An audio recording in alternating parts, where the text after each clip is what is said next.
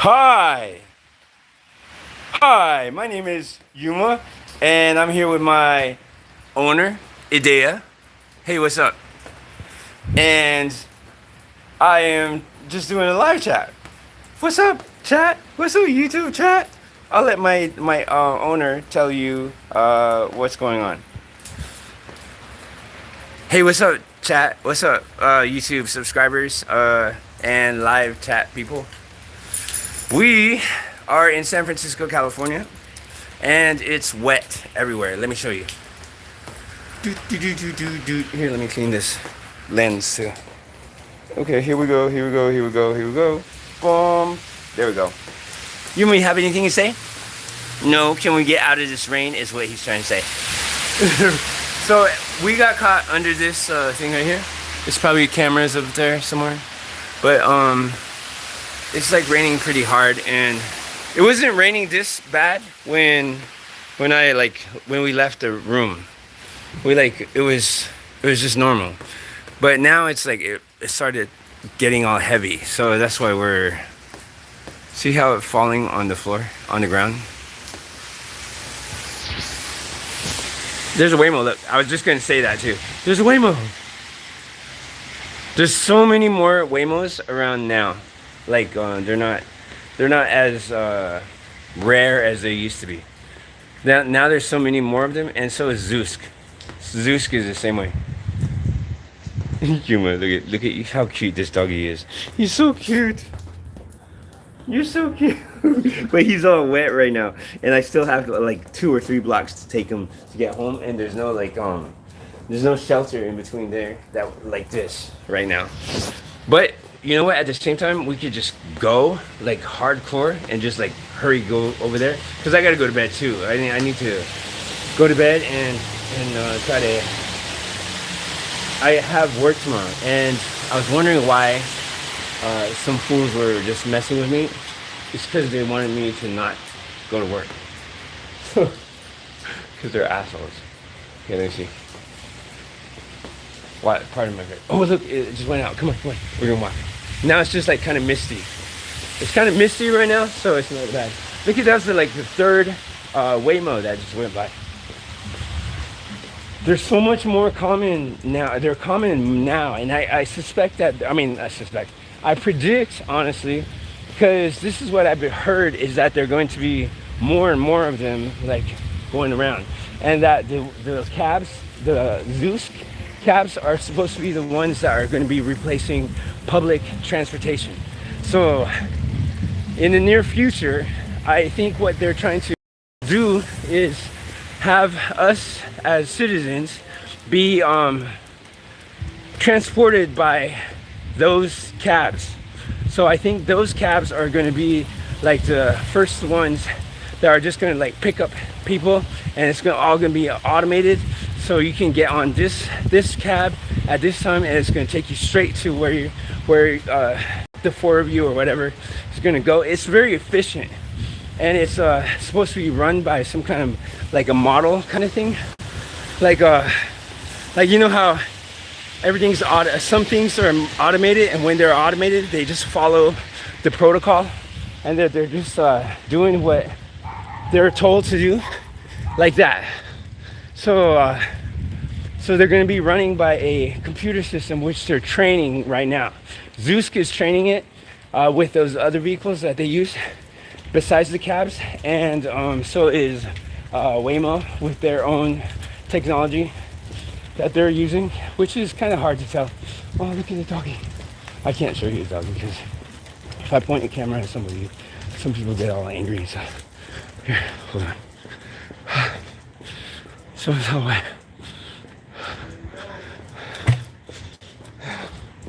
What? You have a beautiful dog. Come on. Yeah.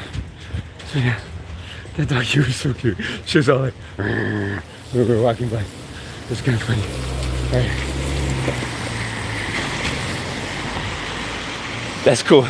In the rain. Oh, there's another Waymo out here. We're just a Waymo. Come on. All right.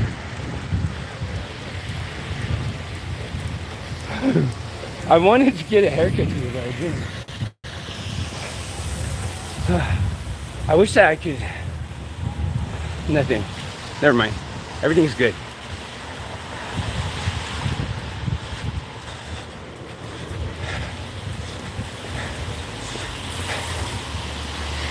This is a smart car.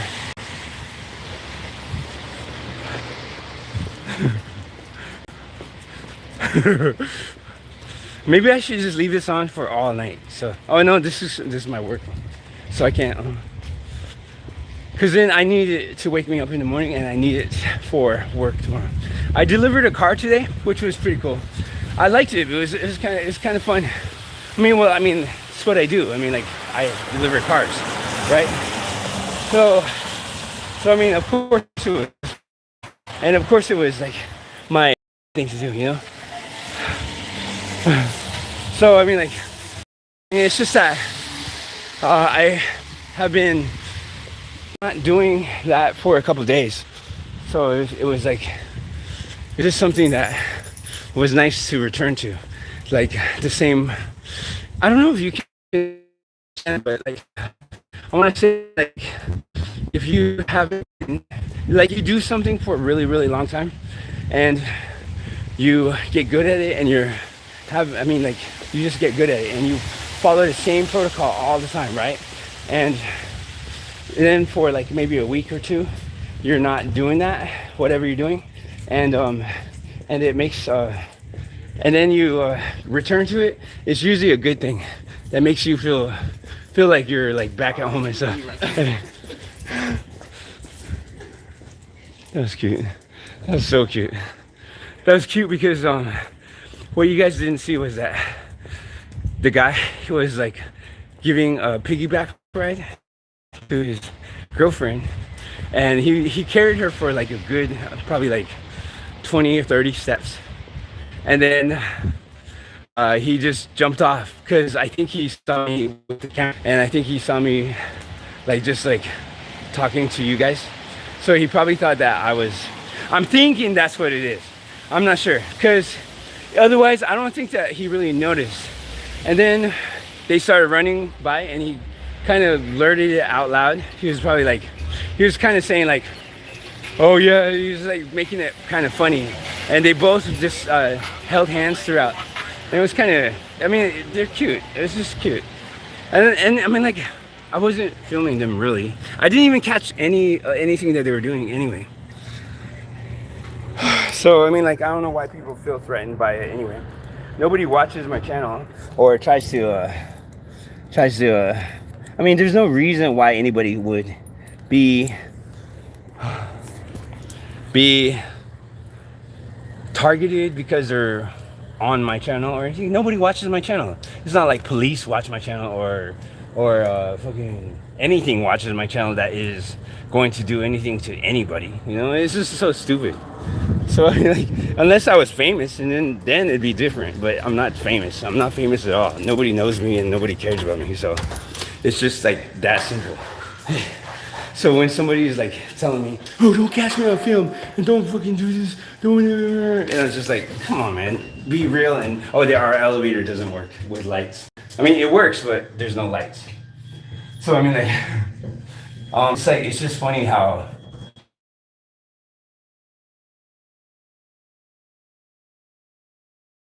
Yeah, there you go. How they get angry and sad because, or whatever, they get upset because I'm like filming my own my own videos and everything, and then they go and they kind of assume that don't show anybody see it, don't let the cops fucking see it or something like that. Let me see your video. It's just like, come on, man, seriously. I have 1,960 subscribers in there.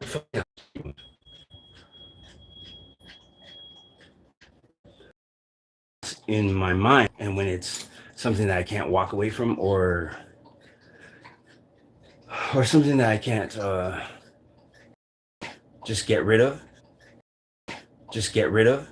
like, it's always there. I can't get it to shut up. Like, it's always there. I can't get it to shut up. I can't get it to go away. I can't fucking get it to go, and it's not some kind of spiritual thing. It's not I'm not gonna go through the whole list. I'm just gonna say that it's not a ghost. It's not the big major things that people think that it is. It's not God. It's not Jesus. It's not Satan. It's not fucking whatever. And I don't know what it is, but it's fucking crap. And I do know though that it is my brain. And that kind of pisses me off too, because my brain, I usually assume that is a smart brain. Can you see me? Yeah, you can. Okay, so I'll leave you there for a second. And yeah. Sorry, it's messy, but it's always messy, so. No, it's not always messy. I have to take that back. It's not always messy. It's just messy right now. Look at this. I bought this for New Year's, like weeks before it started, but I didn't even use it yet. See, so it still has all that confetti and stuff in it, and all you have to do is like, okay, I'll let you read the thing, or I'll read it for you then, since you guys are illiterate. Directions for use: hold cannon upright, place one hand on the bottom. Is this bottom or below? Below. I'm reading it backwards. The twist arrow below the twist arrow. Okay, then this is twist arrow. Place opposite hand around the middle of the cannon. Okay, this is the cannon. Hold firm and twist. Twist lower hand in the direction shown by arrow. Discard after use. This fun. I wonder if I can see through it. Hold on. Wait, okay. Let's see. I want to see if I can see through it. Like, it'll show me what's inside. It won't. See? And this is a pretty bright light. Let's get brighter. See, you can't see through it. I don't see through it at all.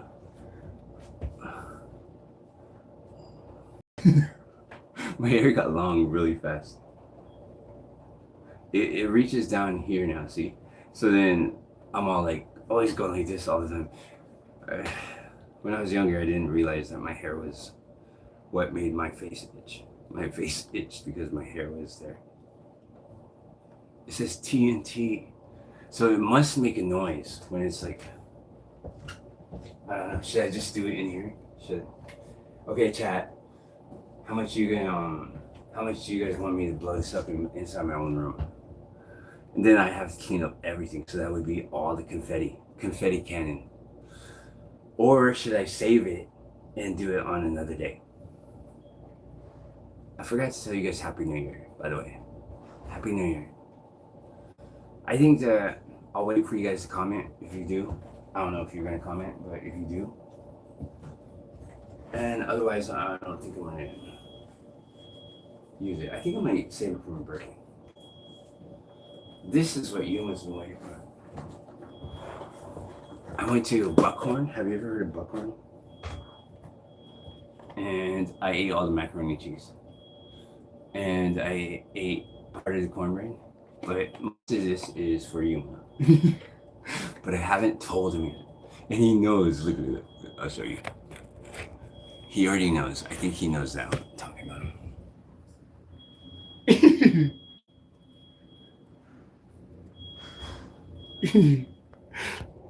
So I already had those, and I broke that up with no bones for him, and I left him some cornbread. Should I give it to him? What do you guys think? Should I give him some, or all of it? He's supposed to be eating that. Look.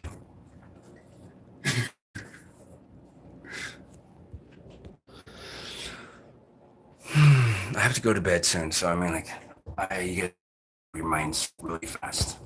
Otherwise, I'm going to eat it and yUMa won't have anything at all. Since it's raining, I'm thinking about canceling. I'm not sure. Because I don't really trust. Yeah, I do. I mean, like, I can drive fine. I know defensive driving and stuff, but it's just that, no, you can't have me. The teasing is bad. Okay, I'll give you some. But this is the dilemma. yUMa has his own food. His own food will give him the feeling that he needs, and it will also make him live longer. If I give him my food, it comes out badly when he goes poo. He wants more, and then he ignores his own food, so he's starving himself for days until I feed him some of my food again. He's eating stuff off the ground because he wants to show me that he's starving. He does that. He's so manipulative. Sometimes he'll be like, "Oh, I'm gonna eat this just because you didn't." And then he'll just eat it, and I'll be like, on many occasions, he's been just like throwing up stuff because he's done that. So I have to watch him really carefully. And it's because I share stuff with him. But I don't like to see him just like, he gets disappointed and sad when I don't give him something. Like right now. Right now, he's just like, I know you got, I think that he's saying like something home for me and you don't want to give it to me. I don't want to give it to him. So I'm kind of conflicted myself, creating more of a problem for myself and for him if I give him some. So in a sense, I'm enabling this addict for human food. He's addicted to human food. So I mean, like, it's not bad because it's food, but it's bad for him because he's a dog and he can't be eating human food. So that's the same thing with other people too. Like, some people say they want something from me, and I know it's not something I want to give them or anything because that life is not my life. Like, and they still want it anyway, and I can't. I don't want to compromise my own self for their desire because I get nothing out of it, and then I end up. I'm talking about drugs. So I mean, like, if they tell me to get something like drugs, and then I get it for them, I end up using, or I just end up being around that, and I end up giving it to someone that I care about. That I don't want that person to experience what I've experienced through drugs and alcohol, and it's not my place to be the protective person like that. I should not intervene in somebody's life like that unless, I guess I should, but morally I should, and society wise I should, but I'm not God, and I'm not an angel, I'm not Jesus, I'm not Satan, I'm not anything like that. I'm a human being, and I believe that every person has autonomy, which is what is true. Every person has a choice. They make their own choices. I cannot be somebody that is taking that autonomy away from somebody. And I'm not that person. I don't do that. Sure, I might convince somebody to like hang out with me, or I don't know. I'm just making up things. I might convince somebody to buy something, like if I was a salesperson, or to subscribe to my channel, or to be a cameraman, or something like that, I might convince them to do that, or convince my cousin to jump in a puddle of water when I was 5 years old. But stuff like that. But I'm not anybody to tell somebody that they cannot do something if it is their choice to do drugs. If it is their choice to, I don't know, not anything big like suicide. If it's suicide, then I have to say something because I don't want them to die. if it's something like they want to hurt somebody, then I have to say something because I don't want them to hurt anybody. If they want to hurt themselves, there's something I have to say about it too. Because it's just important. I know that I could be probably a hypocrite and I'd probably get mad if somebody got in my way, but I think I can understand where they're coming from when they say that that they have their reasons for everything, because everybody has their own reasons for everything. What am I talking about? I'm talking about autonomy. And mine has been compromised over the last couple of weeks. Like my life, my choices that I've been manipulated and fucking abused by narcissists, that effectively has caused me to question my own life, which is a problem. And I hate this narcissist. I don't hate him, but it's just like, I wish the narcissist would just go away. But it's like a Klingon and it sucks. And the other thing is, like, something that is a narcissist is a human being, someone that was raised around society, and it's a personality disorder, which means that it has to have a brain, it has to have a life for it to become a narcissist. I mean, it just can't be like a ghost that just became a narcissist. It can't be like a fucking supernatural being that just has a narcissism, you know? It's so stupid. It's stupid to think that God or Jesus has narcissism. It's stupid because they're not human. Humans have personality disorders. They have to be abused by somebody. They have to live among society. They have to have a brain and body for them to experience the emotions and the sadistic behaviors. So Satan isn't even possible. You know what I mean? It's just so stupid when they try to say that things like that exist. Yet here I am, a abused victim of a narcissist that doesn't even exist. So then I've gone through the question and asked, like, if it's not anybody real or physical and it's only in my mind, then it must be me. I'm the one that's the narcissist, treating myself like this.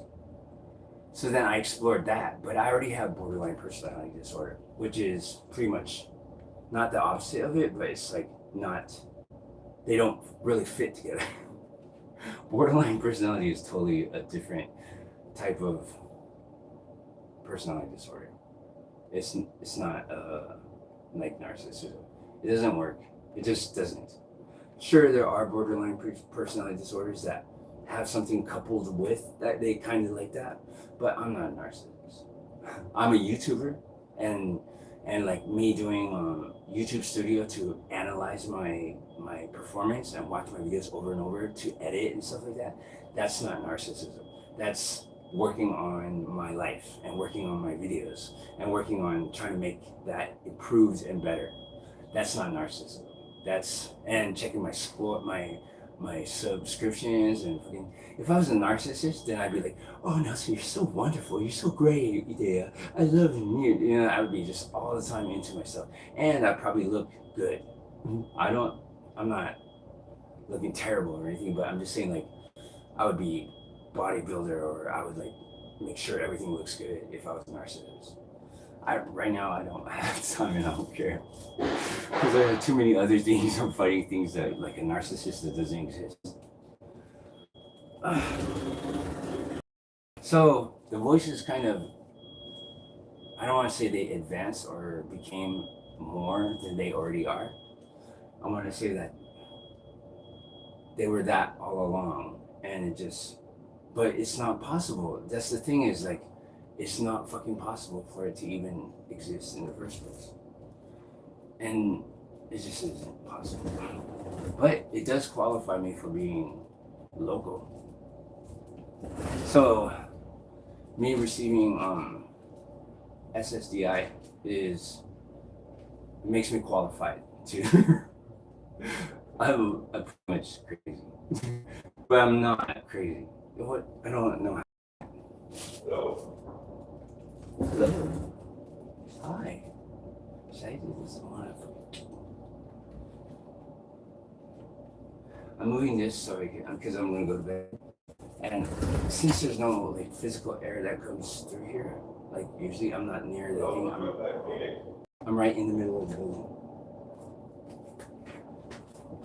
I'm right in the middle of the building, so I don't get an outside view of anything, and there's no physical air that's actually coming through that is coming through. I still haven't shared with you because I don't want. I mean, I don't want to give him something. I'm gonna end up giving it to him later on, probably. But I mean, for right now, I just don't want to give him like it. It just. I don't want him to die. I want him to live with me forever. You know. Oh, whoa! That came on just right now.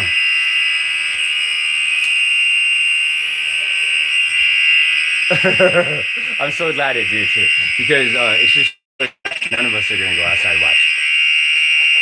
Hi, boys. Hi, boys.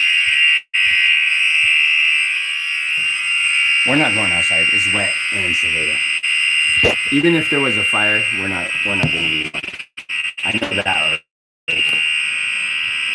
We never go outside. So if there was a real fire, we would probably die in the fire.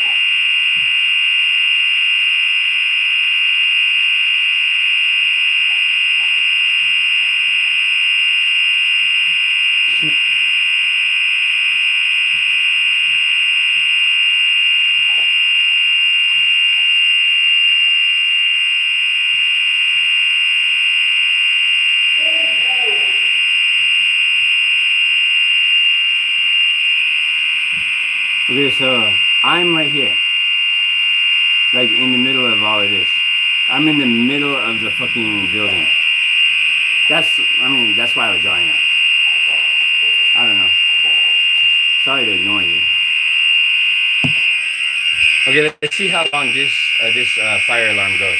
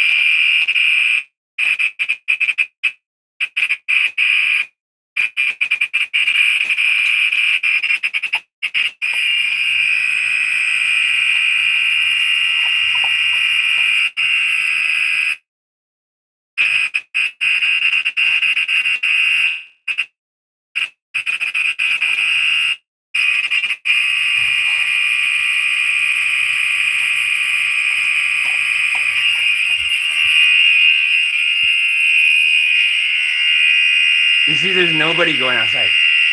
Nobody cares. So if there was a real fire, nobody would really care. Should we go outside to go see who's going to be out there, just for like video purposes? I mean, because that would be interesting. Because I doubt that anybody would be outside. Even the good ones that even the sober ones that freaking like hang out here and they're good people and stuff. I really don't think they're going outside.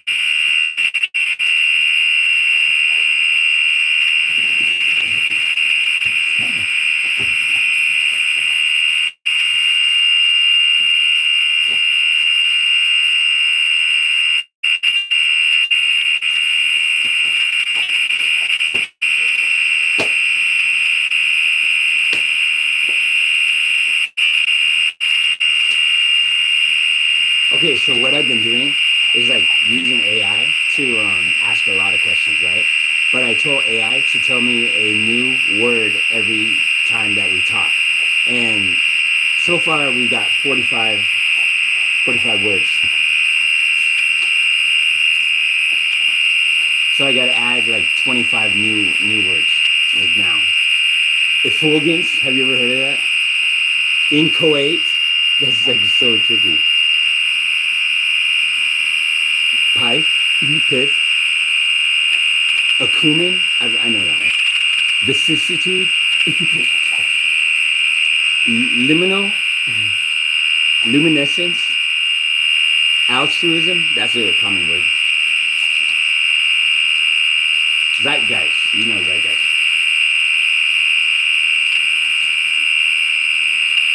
So what would I do if there was a fire? Run outside the door with yUMa. I mean, it's just me and yUMa. We need to do that. No, Bubba. Oh, he ate his food so he can get some of this food. No, you should get your towel. Where's your towel? I should dry him off. But we're gonna go outside anyway. Hold on. Just give me a second. Should I give him? No, I'll give it to him later.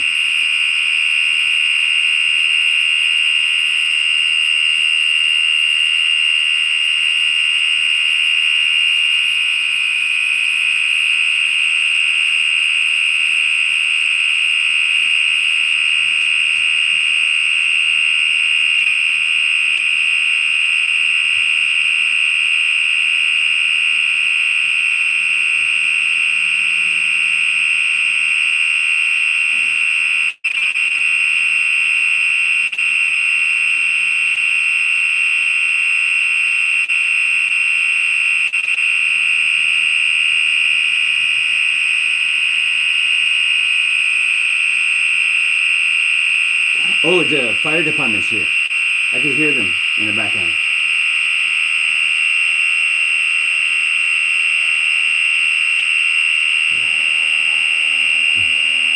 That's the fire department. It's raining. The fire will be gone anyway.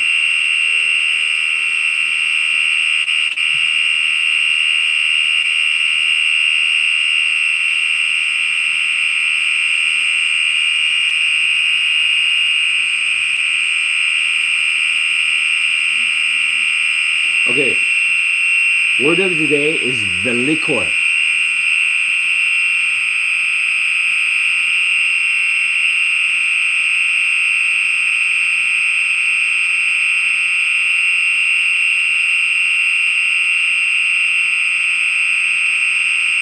Velicore is a noun.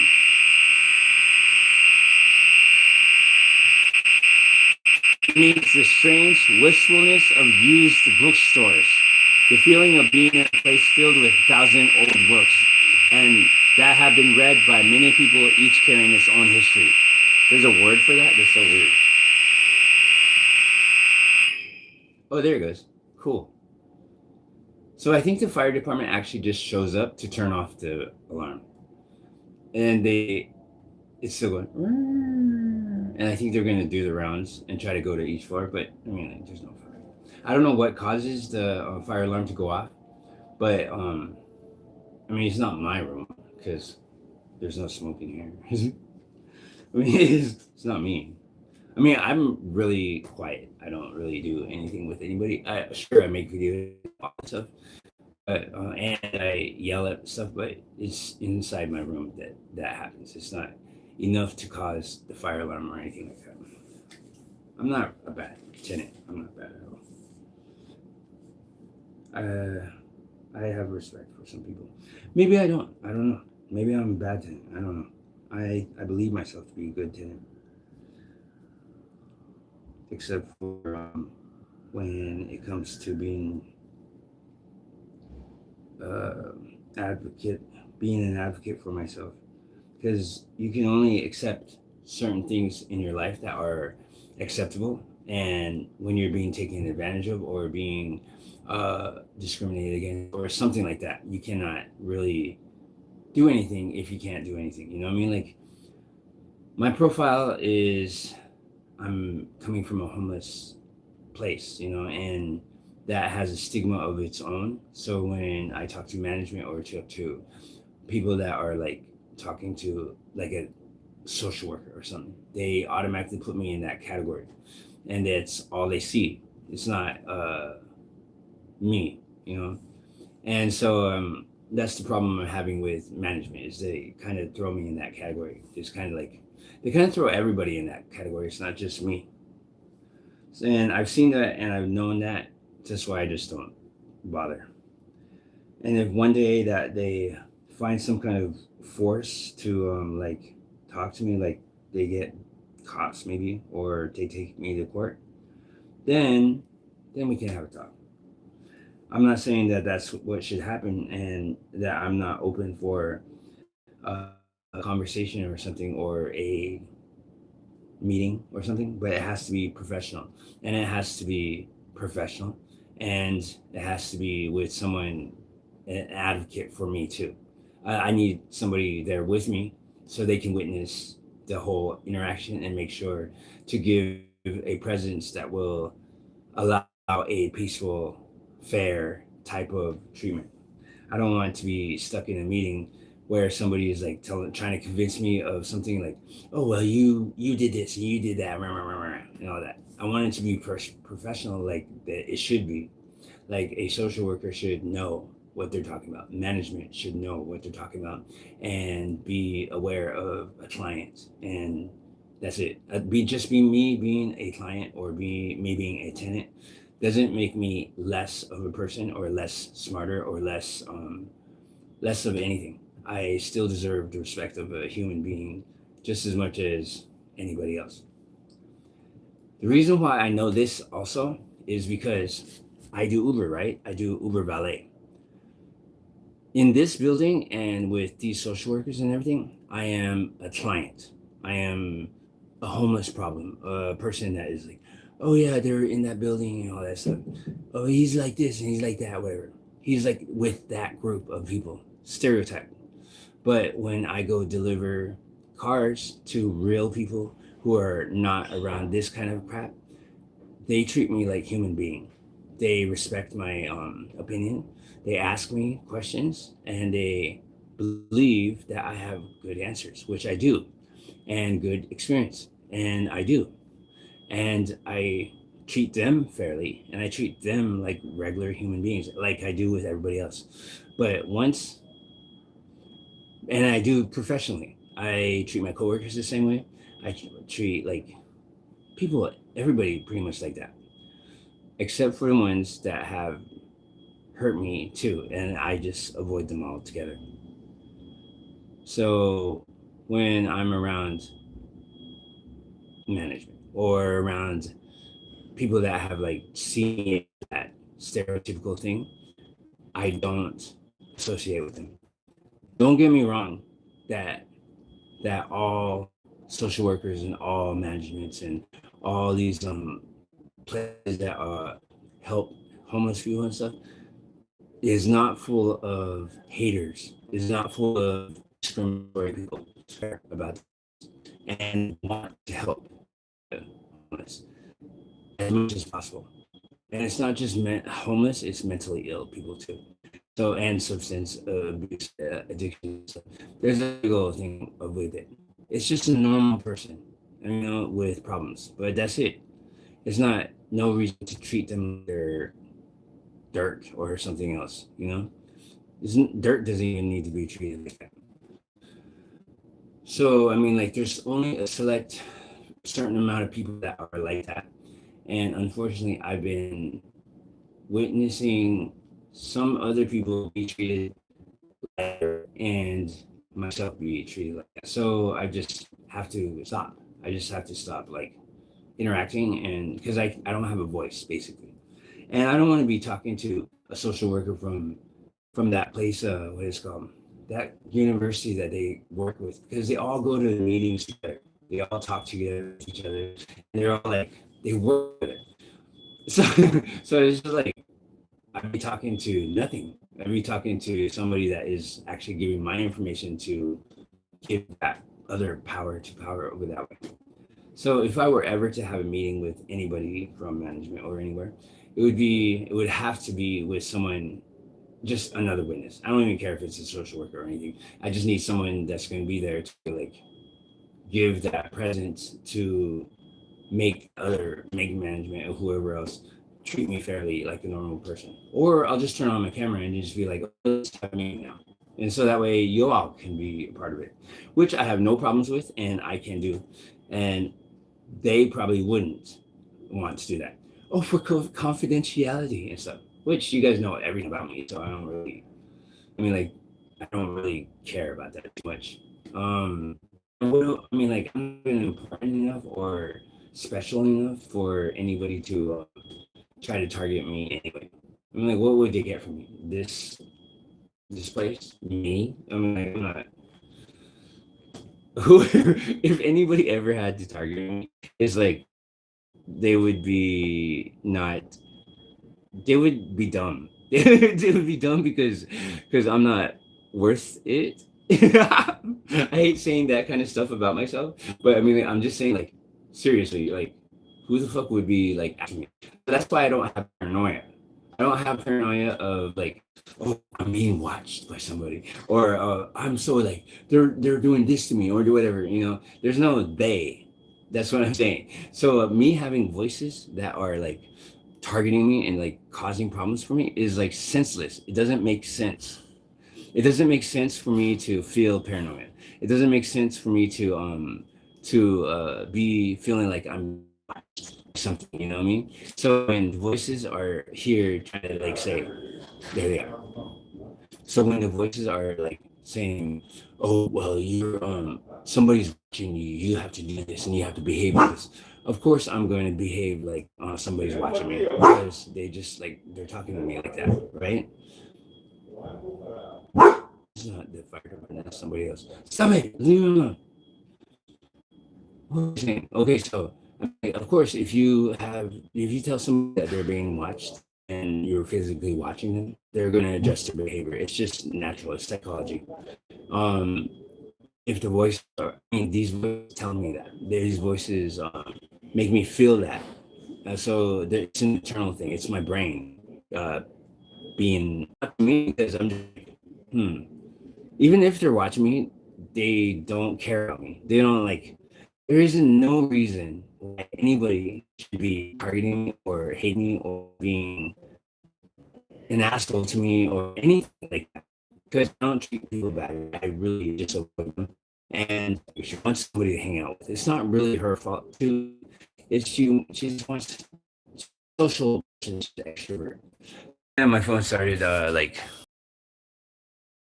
what do you call it? A stick, a selfie stick.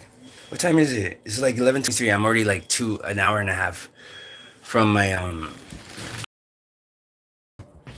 what do you call it? There's like a fire alarm and all kinds of shit going on. You put this away. This is like the garbage. This is like barbecue sauce on it. I just put it on the floor. It's because it's in the frame. That's why. And this is the words. I'm just doing my words, and I need watch time. So, okay. I don't know if I've told you about Dairy Promo. Dairy Promo is off, right?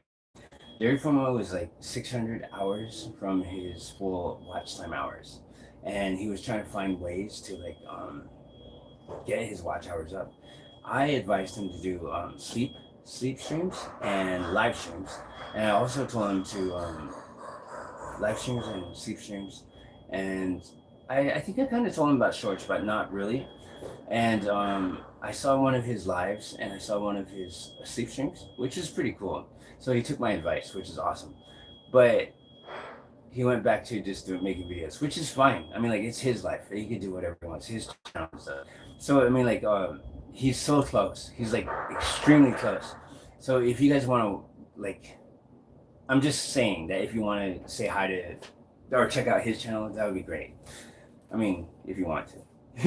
Derek Promo is cool. I mean, like, I watched a lot of his videos. He's kind of like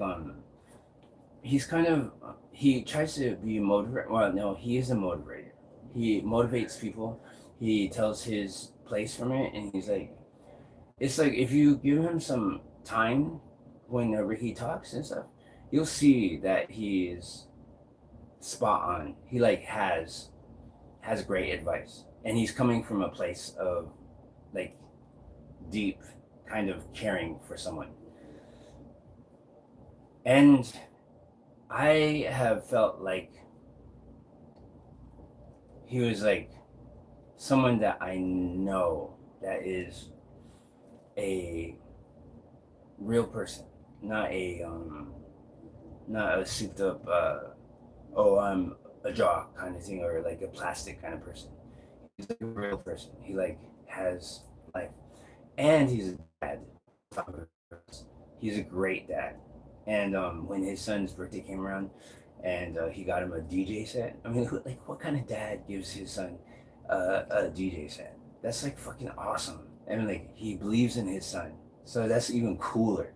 So Derry Jr., I mean Promo Jr. is like going to be a DJ. So I mean, like, so I looked up some stuff on AI to ask about like the DJ set that Derry Promo bought, and I asked about it, and I asked AI some advice on it, and AI gave me advice. So I gave that advice to Derry Promo for his son, because he told his subscribers and stuff that he bought his son a DJ set, and he told me what kind it was. Well, not me, but he told everybody it was what it was, and I left him a comment with all of that stuff, right? And it was great. He got the message. He took the advice, and it was just awesome. I mean, like, it just felt like a completion of something, because when I left a comment and stuff, I leave a lot of comments for a lot of channel people, and they read it. I know. I mean, like, sometimes if it's live stream, they'll read it.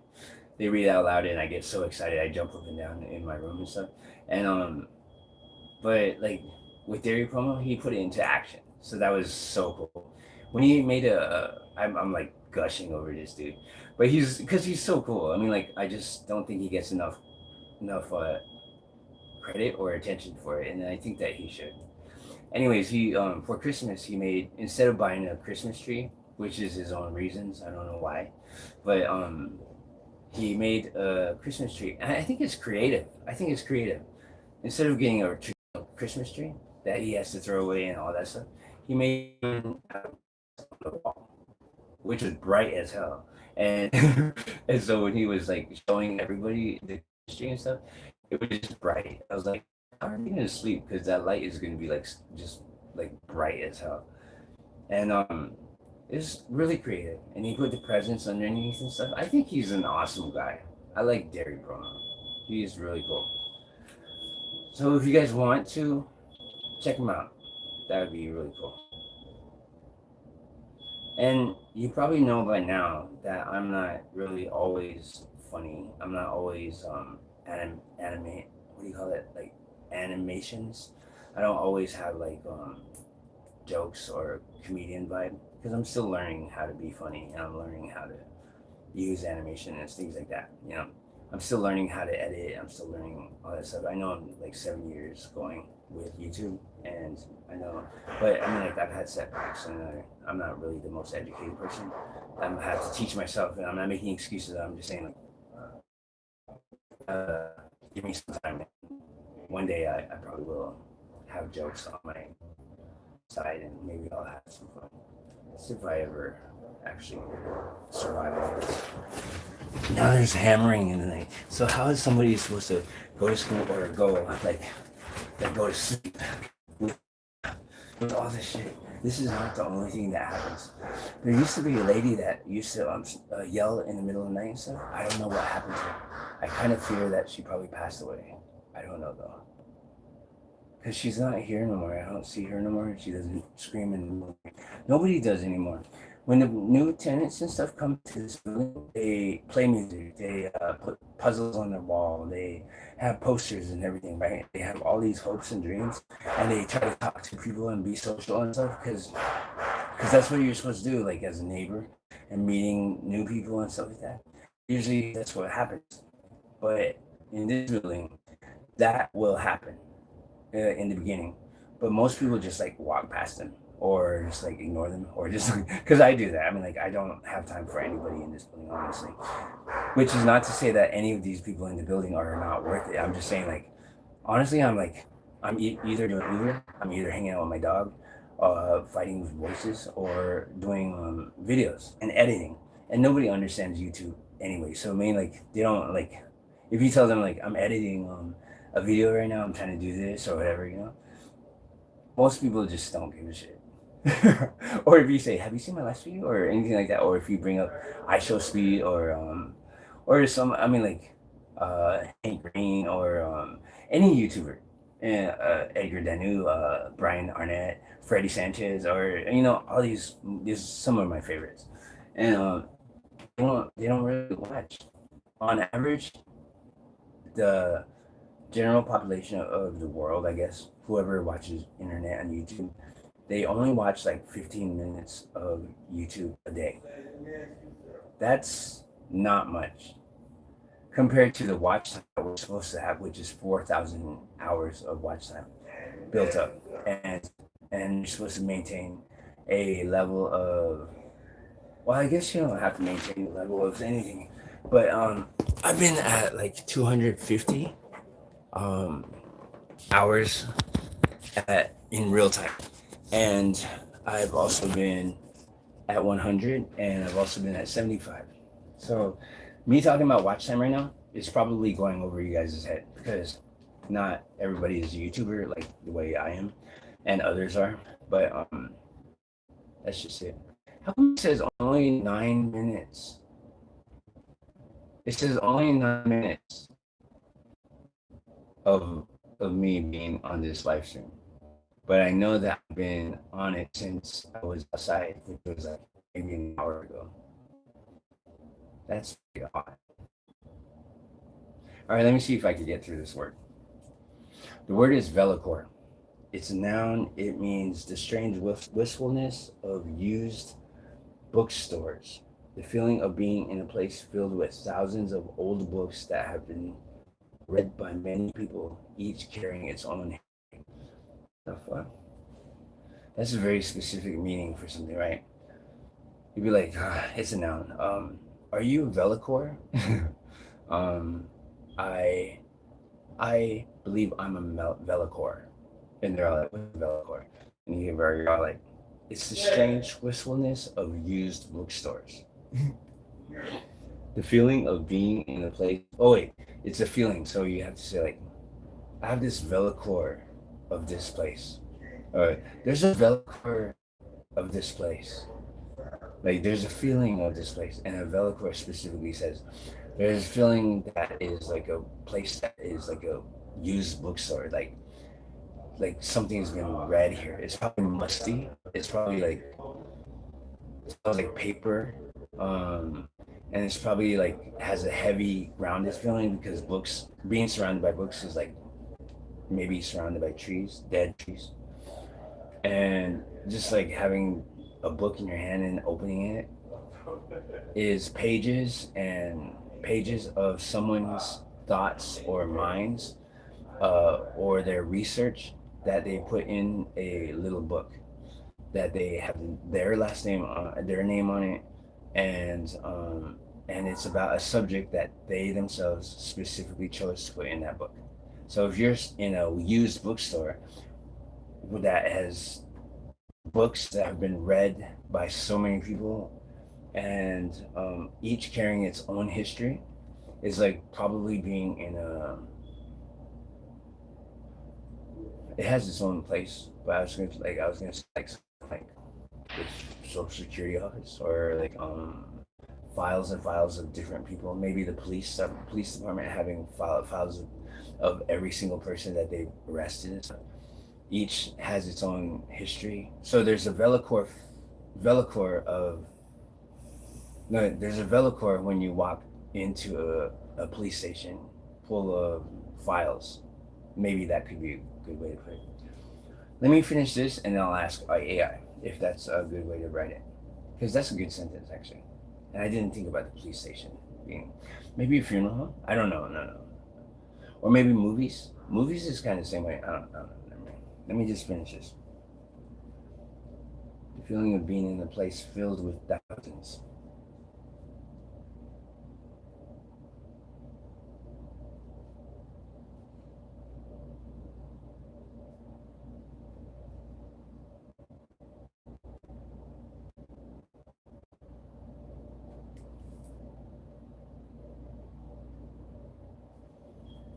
With thousands of old books that have been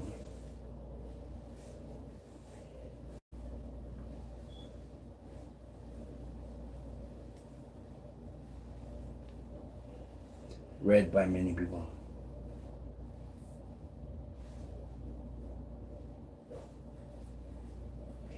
Let me tell you what they're doing. The voices. They're all like, go to sleep, go to sleep. They're trying to dictate and tell me, a grown man, to go to sleep. They're trying to tell me, go to sleep. There's only two reasons why they would do that. One is to make me lay there and listen to them all night and stay awake. And that way I'd be so tired in the morning that I don't want to get up or do anything. And the other reason is that if I do fall asleep, they will be fucking with me in my nightmares and trying to wake me up or try to get me not to have any restful sleep. It's not because they want me to sleep and get rest. It's because they want to harass me and they want my attention to give it to them, which is why I'm doing this and hanging out with you. You are helping me by turning my attention to you instead of voices that don't even exist and don't even have any reason for harassing me. And I'm not crazy, so these voices are obviously from something that I just don't understand what it is. And it's not ghosts, not all that. I don't want to go through the whole list. It's not spiritual. It's not fucking God. It's not anything like that. It's something that's happening. It could be a subliminal. I'm trying to find out what it is. I'm just saying that these voices come in and try to dictate my life and tell me, go to bed, go do this, or whatever. And their reasons for telling me that are usually to get me in some kind of more harmful state. They know that tomorrow morning that I have a trip to go for Uber and stuff, right? And I always want to, and I don't like to cancel. I hate canceling. I never usually cancel at all. I always try my best to make it there, right? And I usually do. But these voices, they know that I made a commitment to go show up tomorrow. They know that I don't want to cancel.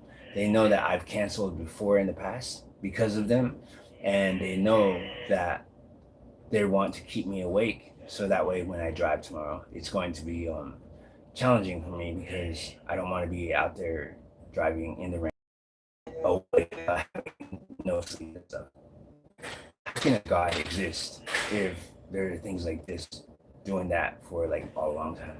And they also know that since I was homeless and this is the only housing that I have, that I have no other choice except for to stay here and put up with all of this bullshit or go back onto the streets, which is the other option that they really want me to take, because when I'm out back on the streets, that puts me back at level 0. or level -0 or whatever. I don't mind the streets, but I'm just saying like they want me to return to that because I'm having problems with the my rant and stuff. I'm having some trouble with it, but it can be resolved, and it shouldn't resort to voices and or harassment or abuse or anything like that. It should never resort to that. So these voices kind of know that all of these things, and I know that they know because they're always talking to me. There's patterns that work, you know, and they're not my beliefs either. So I don't believe in any of these voices. These voices, there's a female voice. There's two other cartoon voices that claim that they're God and Jesus, but they're not. And there's another voice that says it's Satan, but it sounds like Bowser. It's stupid. It's like they think that I'm a kid or something, and they try all these stupid lies. I know it's not me. I know it's not myself that's doing this to myself. But nobody ever believes me, and I don't know why I'm wasting my time talking about it anyway. Anyways, but I just wanted to tell you what they were saying to me. Go to bed. And they're telling me to go to bed for those reasons. Now they're calling me a liar. Because they cannot be heard, because no one else can hear it, and because I can't record them and have them be heard, it means that it's probably coming from my temporal lobe, which means that it's part of my brain. There is technology that does that, but it's military grade and it's like something like big, you know? And it's not that. It has to be in my brain. It has to be something inside that is really not understanding anything and it just thinks that it can do that. But I've never had this problem. I've never had a problem with voices like this. I've never had a problem with someone telling me, do this, do that, and lying to me about God and Jesus and being consistent with the same theme. If I was completely crazy, then I wouldn't understand any of that. And I wouldn't understand the reality that I'm in. If I was completely crazy, they wouldn't even be having an agenda the way they do. They wouldn't be claiming that they're God and then all this other stuff. They wouldn't be saying the same old things that they say. They have the same issues that they've been bringing up to me for a long time, for a very long time. They want me to comply. They want me to obey them. They want me to be their slave or whatever. They want me to not be me or happy. They want me to leave the city. They want me to what else? Not be my sexuality, which is also something that I'm kind of like not really letting them know anything about. They just want me to specifically go to a certain thing. They want me to find some chick, fuck her, and then have the experience of having sex with a girl and have a baby. That's what they basically want.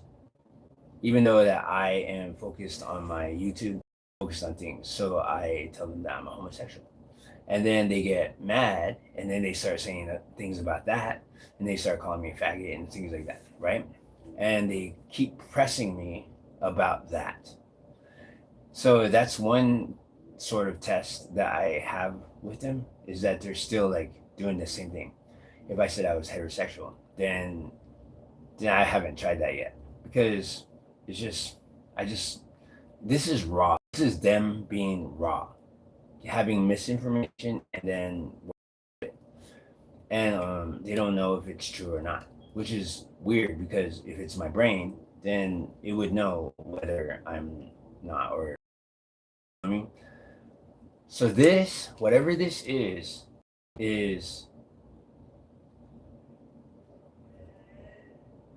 I don't know what it is. I have no idea.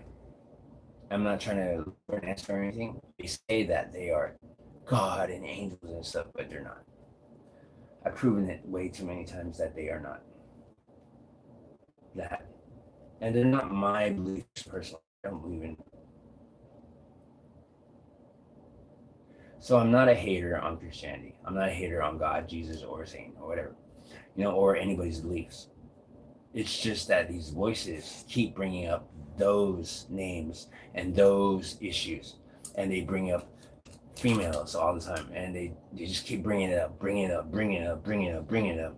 And when someone does that all the time, have you ever had anybody just keep annoying you and annoying you and annoying you and annoying you and annoying you and annoying you, even when you're like just tired and fucking like, oh, shut up. You kind of get mad because they keep saying the same thing over and over and over. So you just kind of say, oh, I fucking hate that.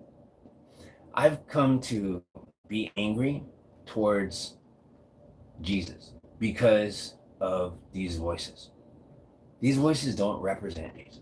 They don't have anything to do with any religion. They're not God. They're not Jesus. They're not angels. They're not any of that bullshit. They just keep bringing it up over and over. They use psyops. That's the thing that exposes their intentions. But there's no they, and they're not there. You know what I mean? So what the fuck am I supposed to do? Why am I experiencing narcissistic abuse and having abuse symptoms from a narcissist when there's no narcissist at all? That's why I started pointing at myself. And I'm not questioning my reality. I know that my reality is here in the world. I know this is all here and that I am real, and I have cognitive function where I can like name 5 things and then like all that. I know that I'm in reality. I'm not questioning my reality. I'm not questioning my life or anything like that. I'm not questioning whether I am right or wrong. I'm not questioning anything that they're saying either. What I'm doing is saying, what the fuck? You're trying to tell me that up is down, but down is actually down and up is up. You know what I mean? Like it's just like it's a waste of time for me to continue to keep saying the same old things. It's none of your business if I want to have a baby or not. It's none of your business if I am gay or not. It's none of your business. Well, I mean, like, and they're so intrusive and they're in my life, right? And I'm trying to tell them it's none of your fucking business. It's not your business to be forcing me to do this. Pray. And they try to hide behind the religion thing, and you're like, who the fuck are you trying to tell me to pray? But then there's tons of people out in the world that are like murderers and child molesters and fucking haters and fucking, I mean, like there's a lot of people on it, even on the news. There's like, you can watch the news and you'll find out like there's some really grimy people out there. There's a war going on in Gaza. I'm sure that there's a lot of people that are killing each other, but they want to focus on me and like hate on me with and force me to pray. How come they don't go over there and force them to pray? So I mean, like, I'm not going to be the only one on this planet that's going to be dictated by stupid voices that are telling me bullshit things and trying to make me go against go have a baby and all this other shit when I'm not even ready to. I don't even have a real job. I don't even have a fucking I mean, I'm doing YouTube and stuff, but I mean, I don't even have that completed with my 4,000 hours. There's no way I can have a baby. This place is not a stable place for me to have a baby. I mean, like, I don't even have a girlfriend or a boyfriend or anybody. You know what I mean? I don't even have friends. You know what I mean? Like, I'm too focused on YouTube. So, I mean, like, and these assholes and Uber. So, Uber, I don't mind. And YouTube, I don't mind. But me focusing on these fucking voices harassing me and trying to get away from them and try to appease them, like I took a whole year off from YouTube because of these voices. These voices that I couldn't figure out because they complained so much, because they fucking kept using noise pollution and psychological warfare to get me to be unhappy. I couldn't focus on anything, so I took a whole year off of it. It didn't phase anything. They were happy. They were happy to take my attention. They were happy to have me focused on that and listen to them complain. So if I turn off that live stream right now, because they're complaining and causing problems right now, because I turned off my live and I wouldn't be having no more watch time and I wouldn't be talking to you guys anymore. I'd be pissed off because they are talking to me now. And they're going on and on about stupid stuff. And they're keeping me awake and awake and awake and awake, knowing that I'm going to work in the morning. If I'm going to stay awake all night, I'd rather do it my way. like talk to you guys or learn something or hang out with my dog or go outside and walk around or fucking get drunk or something fun, you know? I don't want to be hanging around talking to stupid ass piece of shit voices. I don't want to be fucking talking about some shit that they're talking about or listening to them say, pray to Jesus, all this shit, you know what I mean? Or making up voices with, oh, with the God. Like, this is what the God sounds like. My name is Peter. I know you're supposed to be. How come you know that? Did you say God damn it? Stuff like that. It's just so stupid. It's so stupid. And then the Jesus voice is like, wait, I'm gonna try to say it because it's the most normal sounding out of all of them. It's like, what did you say? Nelson, why are you leaving me? It tries to chide me and act like it's like a disappointed teacher or something. That's all of them. And then there's the female voice. Why the fuck is there a female voice in there? Why are there groups of voices when there was no voices at all? And this voice, and they talk to each other to get my attention. That means there's some kind of like, that means they're manipulating. That means they're using, like, have you ever been like among other people and one of them was trying to get your attention, so they were all like, oh hey, and they're all like acting like they're talking to another person, but they're saying your name out loud or talking about your situation out loud, and then they're trying to actually get your attention when they're pretending like they're talking to somebody else. That means that other person is purposely trying to get your attention, and you know that they're trying to get your attention, and that's it, you know. When I am in my room alone, thinking my own thoughts, thinking whatever I want to think, that's what I hear. And if I ignore that, that's what I hear. I hear trigger words that say my name, that say something like, oh, look at him. And it's like they're purposely trying to get me to interact and give my attention. I'll be doing this. I'll be writing definitions down. I mean, because I'm a kind of a nerd. I like to learn a lot of things. I ask AI all kinds of stuff, and I just keep going with it, and I just learn and learn and learn and learn. Right?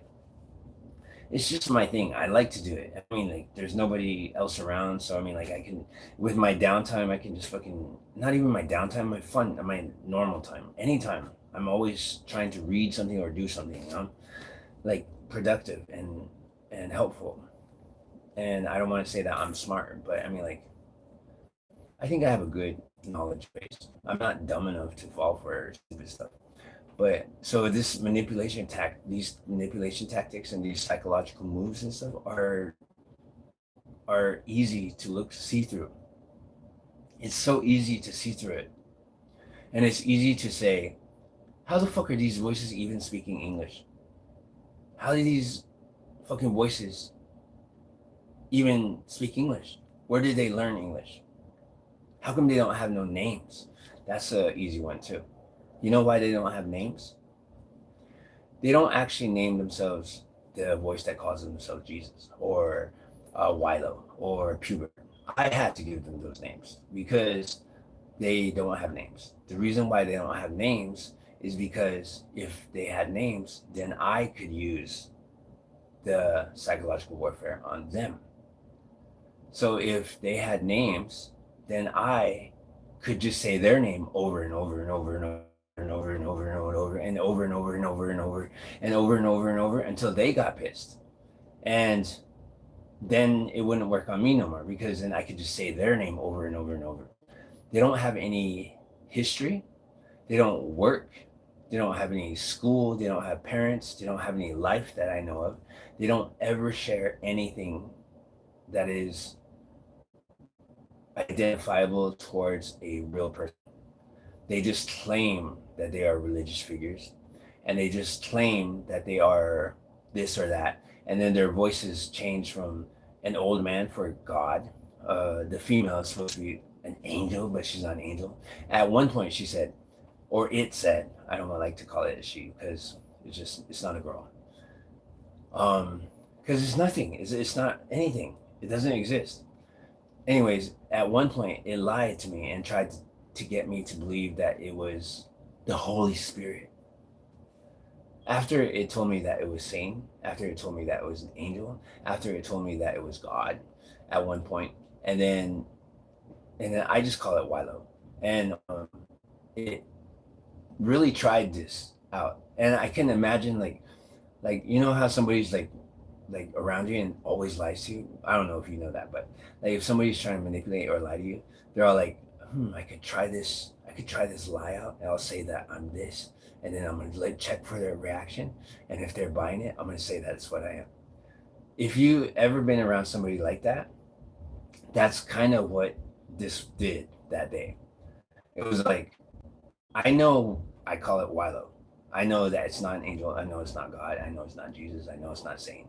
I just know that it's a something that is trying to use the female voice so that it can get me to treat it like a female, which is also a manipulation and a side of psyops too. So I mean, like I don't want to say this either because I'm not a hater on it, but you know, like a cross dresser, a guy that's trying to dress up like a girl and runs around like a girl, not a transsexual, but like a cross dresser who turns into a guy and then dresses up like and stuff, and then turns back into a guy. Well, I mean, like usually when a regular guy like me or somebody walking my way sees a female and carrying a heavy thing or whatever, or the door is like closed, you can open it for the chivalry. You know, you carry stuff for the girl. You open doors for a girl. That's just like something that is ingrained, and a lot of us do it by automatic, kind of, just automatically. You know, here comes a girl, so open the door. You know, I mean, like, just I was raised like that. That's just how it is, and most guys are like that. And sometimes when a crossdresser who is like a male, who's dressed up like a girl, gets that kind of treatment, and then and gets treated like that, takes advantage of it, and allows guys to carry stuff for them and stuff like that. So whenever whenever I'm around someone that is a crossdresser, or like I know that is a male that is um being a female. I mean, like, if it's somebody that's just like, oh yeah, I just dress as a girl sometimes and stuff like that. They know that guys do that for them. They know that they get treated differently. This is are the same way. I'm calling the voices assholes. Now, if I was crazy, I could not put all of this logic together. I could not build a profile voices over all these years. I could not recall any of these things. And if I was crazy, then I would not even understand psyops. I wouldn't understand how to study. I wouldn't understand how to observe them or listen to them and then put my own logic together. Because a lot of people, I honestly believe that a lot of people wouldn't even ask them the question of how they know English or how there's a female in their mind. Or they would probably believe right away that, oh yeah, it must be God. It must be angels because there's no other way. They would probably most likely believe that. And I've seen people believe those stupid things. I don't know if they're the same voices, but I mean, like, I've seen people that say, "Oh, it's God," you know, and it's just like, no. If you're being watched and they're watching you and they're showing you and they're talking to you and describing you while you're like just living your life normally, or you're doing something in your private life, you know, whatever it is, and they're like talking to you while you're doing it, or asking you questions about it, you're being watched by something. And whether it's your brain or something else, which is it can't be anything else. What else would it be? So it's either your brain, and it can't be a ghost because ghosts are dead people. It's dead. Dead people die. That's just plain and simple facts. There's no afterlife. There's no fucking ghosts walking around everywhere. There's no fucking supernatural beings. There's no paranormal crap. That's just plain and simple truth. Honestly, that's just the truth. There's no way any of that shit exists. And there's no Satan or God and all that. This is bullshit.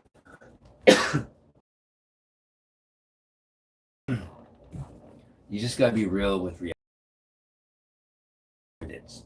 based stuff. If something like my problem, having this problem for a really long time, has changed my habits from being outside all the time, being active, hanging out socially with other people, and just like doing stuff socially and just being the best that I can be at whatever I want to do. Now my habits have turned into staying inside all the time, being miserable and mad. Looking, that's why I turned to YouTube actually, because it was gonna provide me a way of being social with it. I picked up skateboarding and YouTube and nunchucks and stuff, so I can meet other people. And because of these voices, I have not met another skateboarder. I have not made another skateboarder friend at all. I have not collaborated with anybody on YouTube at all.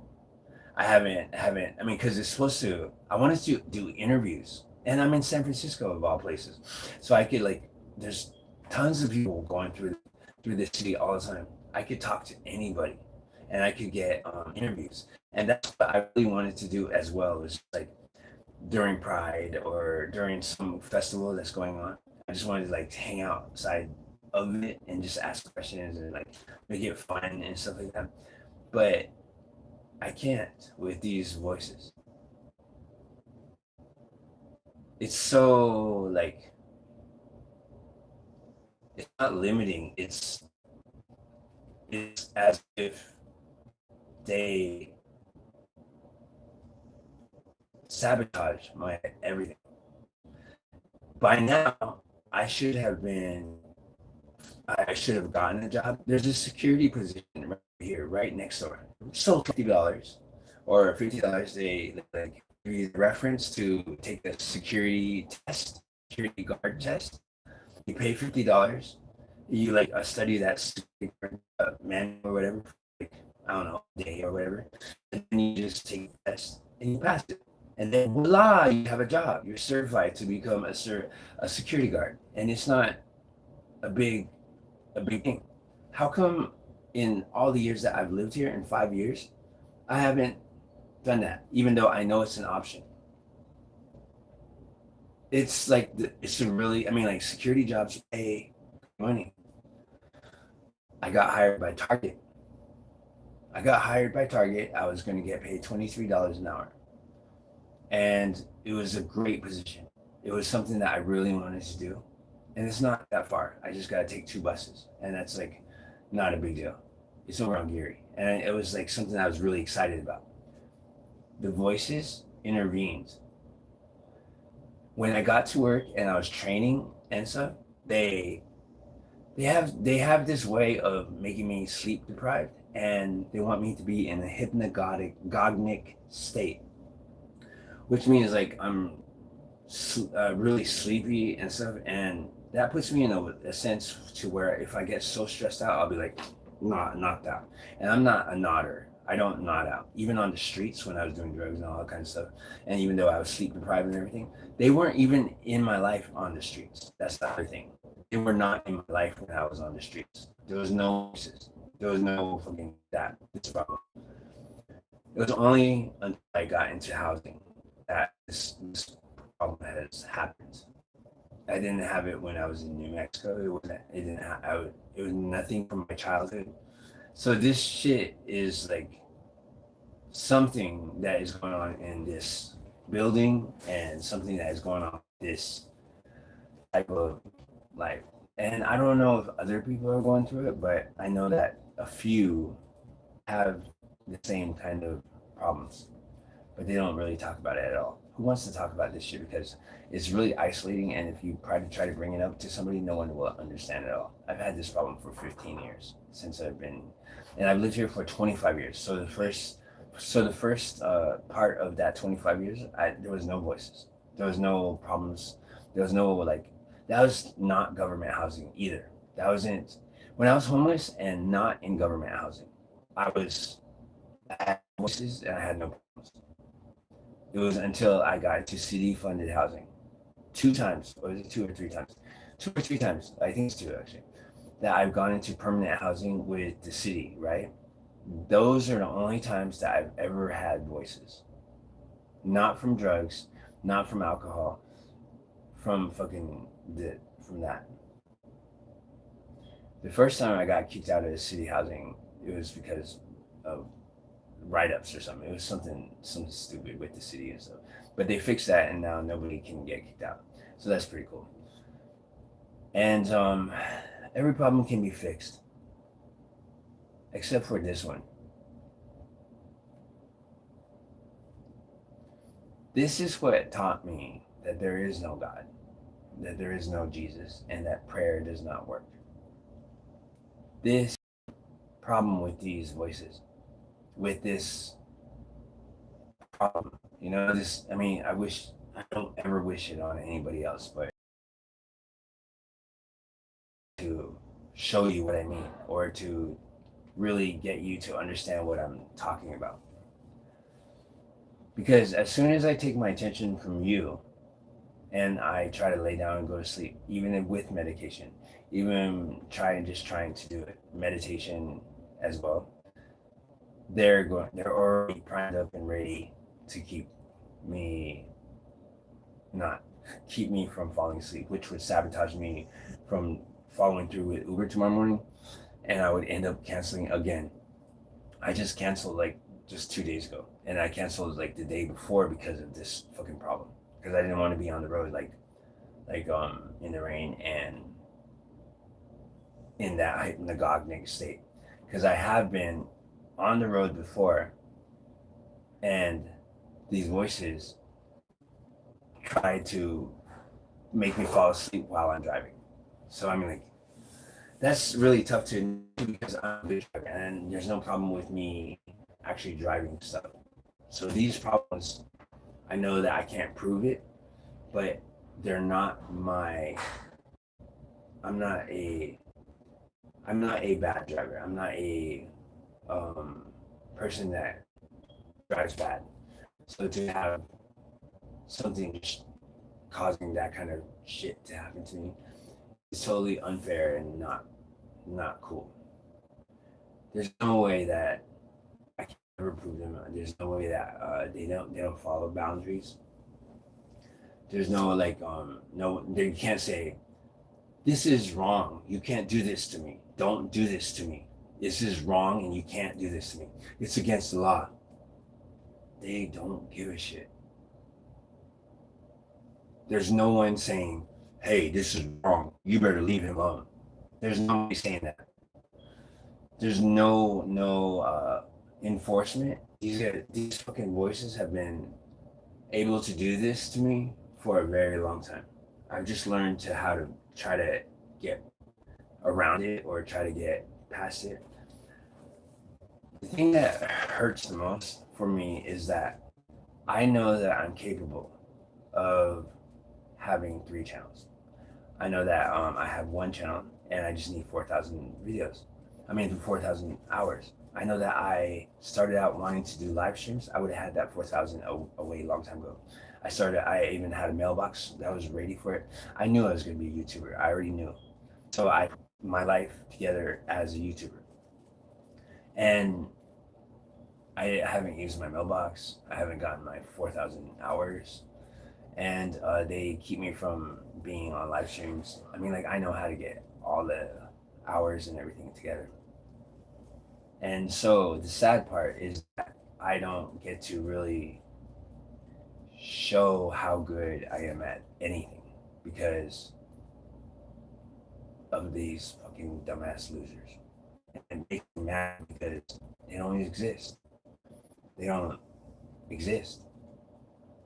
There's no accountability for my loss that they caused.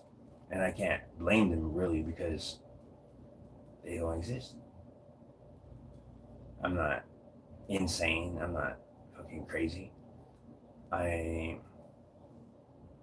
have narcissistic abuse symptoms. And I realized that today too. When I went to go get a haircut today, I was like, I was like, there's several places open everywhere.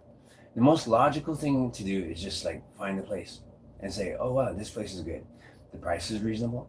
I need a haircut. They need somebody to cut their hair, and I'm down. He's down. Let's fucking do it. Right? And I am that kind of person that's like, hey, can you want to cut my hair? Didn't cut my hair. It's not even a big deal. $30 isn't that bad. I'm like, I had the money and stuff like that. And you know what I did? I walked in the rain all the way, like probably like all the way across the city. I found this other place which is really cool too, right? It's a really nice place. It's like kind of luxury, and it's kind of it's reasonable, and it had like sports stuff on the outside. It's made for guys basically. So I mean, like it seems really cool and stuff, but there was this fear inside of me, a fear I know too well from a long time ago, that I've overcome and I don't have anymore at all. I don't have a fear of being discriminated against, or a fear of being told no, or being told or being reprimanded or by an authority. I don't have a fear of being corrected if I'm wrong.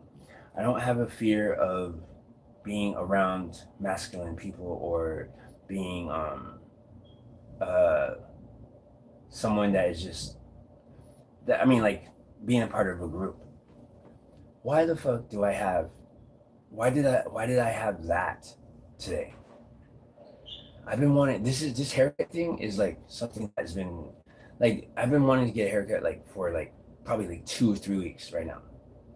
I have the money, I could do it. Even not just today, but just like over the weeks. The reason the only reason that I for sure know is these voices that don't have anything to do with religion or God or Satan or Jesus or drugs or anything. I have no idea where they come from. The only thing that I can think is that it's from my own brain. But even my condition doesn't cause that. So I mean, like, I don't even know what to say about it.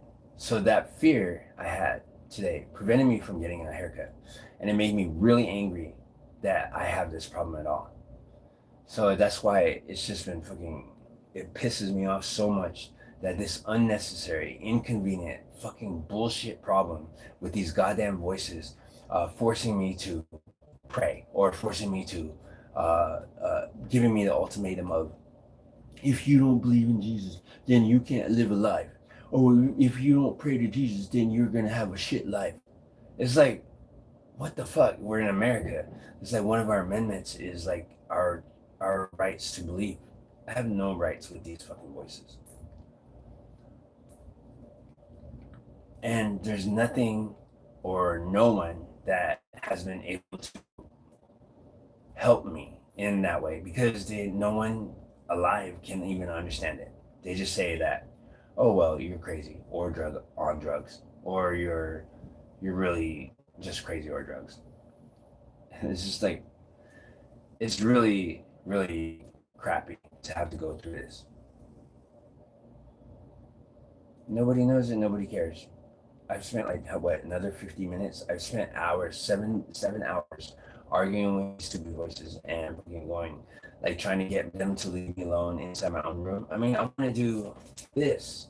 I want to journal. I want to fucking make videos. I want to create. I want a storyboard. You know, I like storyboarding. I'm like, this way to show you. Storyboards. Like, I'm making videos and stuff. I'm creating stuff, and I want to focus on that. That's what I want to do. And I want to clean my room. I want to pet my dog, and I want to brush him out. I want to create good stuff. I want to get my watch hours up.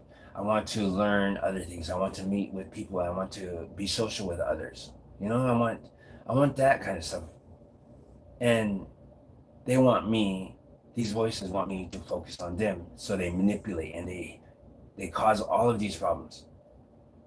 And the one thing that I always point to is the Jesus thing.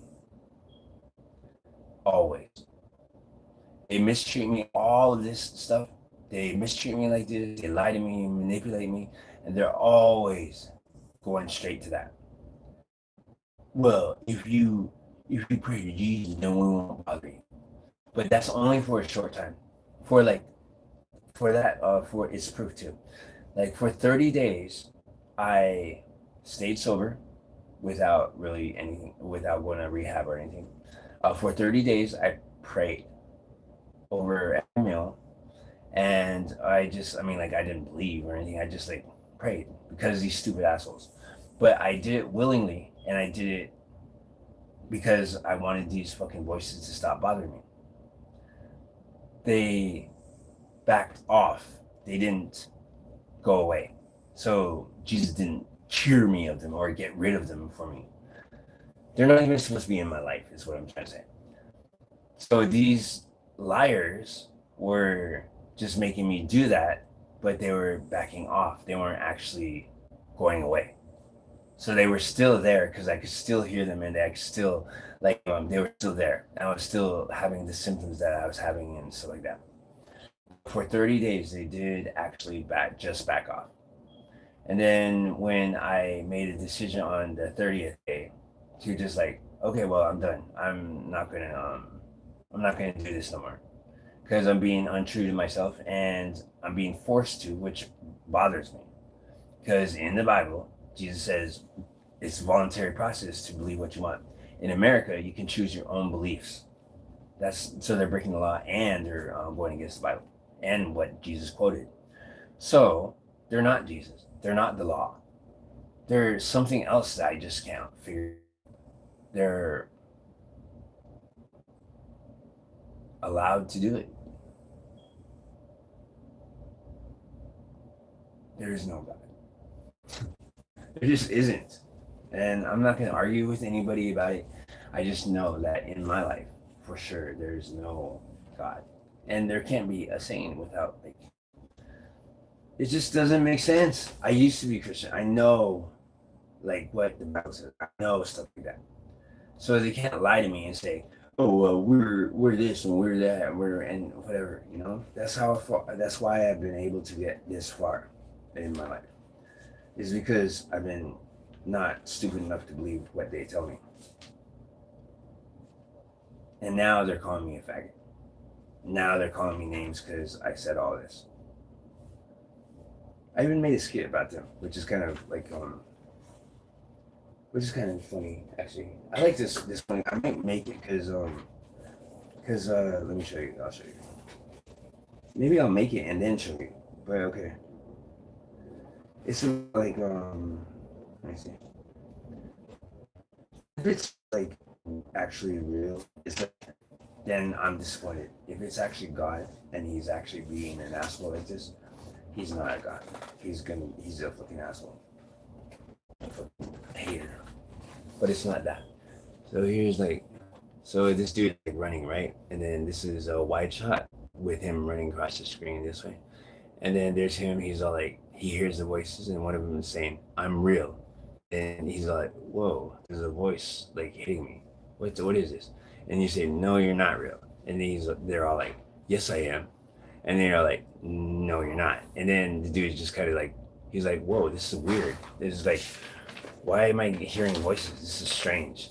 So then he's still running, and then he's running again, and then they keep saying, I'm real, or whatever, And then he says, no, you're not. And he keeps running, and he's they keep bothering him. They keep saying, oh, we're real. And then he's like, no, you're not. So he's running across over here in the wide shot. It goes back to a wide shot. And then he stops, and he's he takes a break, and it keeps saying, we're real, or I'm real. And he's like, no, you're not my belief. You're not my belief at all. And he's just trying to he's taking a rest. And he's just no, you're not my beliefs. You're not real. And you don't have any proof or anything like that. You're just not real. Then he overcomes it and he goes back to running. He's all like, I don't know what that was, but it's not my beliefs and it's not real. Oh, did you notice? Look. Here's my I'm improved on my drawing, my stick figures, because I had to do storyboarding. I've been learning how to storyboard, right? And something that I've been wanting to do for a while is storyboard. And storyboarding is whenever you make the frames of your videos, and it's frame by frame, so scene by scene and shot by shot. So every shot that you make, you draw it out and you make the figures however way you want them to, so they can show up on your video or your movie or whatever the fuck you're making, the way you drew them out.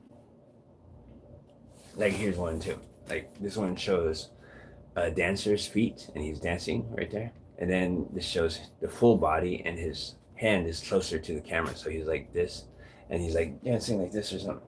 So I mean, like it shows how the actor or whoever is dancing is supposed to be dancing, and then it shows another shot like a close-up. So that's a close-up, that's a wide shot, and that's a what do they call it, a cowboy shot, where it shows the bottom half of the body. See, shit, I'm learning. I love it. I like learning. I like my brain. But if my brain is lying to me and causing problems like this, I don't like my brain.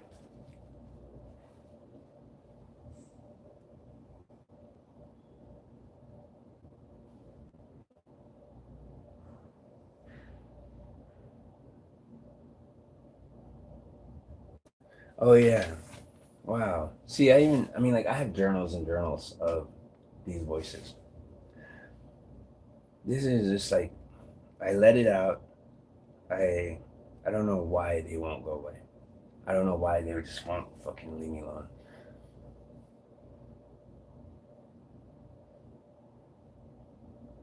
They just continue and continue until I just like not give in, but like I can't. I want them to stop, so I end up stopping whatever I'm doing, like taking the year off of from YouTube. That whole year I could have made videos. That whole year I could have did watch time. I could have done all kinds of stuff. That whole year I could have earned more subscribers. You know what I mean? When I came back from that year, I started out slow, but then I thought, hey, I need to lock in, and I need to just put gas on it and just fucking straight forward. So then I started making shorts and started making long form every day. I started making live streams every day. I started doing short form, just keep going. I wasn't really burned out. I just wanted to keep going, and I was doing good. I was just like on this high volume, high volume, high volume. I mean, because what you're supposed to do is like high volume first. It's like just keep making videos no matter what, even if they're crappy ones, even if they're like shitty ones and stuff. You just got to learn how to make the process go. So when you're starting to make a channel and make videos and stuff, you just keep practicing and practicing and practicing. That's what I was doing. So when I came back out of that, I was just doing that live stream, doing it. I made 40 videos, 40 shorts in one day, and they cut me off. YouTube was like, you can't make no more videos because you made 40 all day. So I was just like, oh, that sucks. So I couldn't make any more, and I started working on tomorrow's videos, and that was kind of cool. So now it's kind of automated a little bit. I have videos just gonna schedule to just go out, you know. So even if I'm not actively on YouTube, I could take like a couple weeks off, and it would still publish videos for me, which is good, and I like that because it gives me a little time off. And so if I'm ever sick or I don't feel like I'm actually making videos, or I'm depressed or something like that, or I just need to take time away, I can do it and still be able to publish videos. I have like probably a good, on this one, let's see how much I have. Let's see how many shorts I have on this phone. Right? I think I made yUMa into a super. I love my dog. He's so awesome. Today I found that like there's this little tiny dog. He's like 15 years old, right? He's like tiny, a lot smaller than yUMa. And I asked the person, I was like, he was all like, hey, how old is your dog? And I'm all like, my dog is 12 years old. And I was like, how about yours? Because his dog is small. And the smaller they are, the shorter they live. That's what I learned. So he was like, my dog's 14, 15 years old. He's a 14. So then I was like, oh shit, that means yUMa can live longer because yUMa is bigger. He's healthy. And he hangs out with me. He's active. Most people think he's still younger and stuff. So he's like 12, 13, 14, 15. So I think you might make it to 16 or 17. I hope. I mean, like, I want him to stay around forever. I love my dog so much. He's just the best. I just love my dog. And I just want to be there throughout his whole life. And that's why I don't like to give him bad food. You're so wet, bro. Where's your towel? Oh, you're laying on it.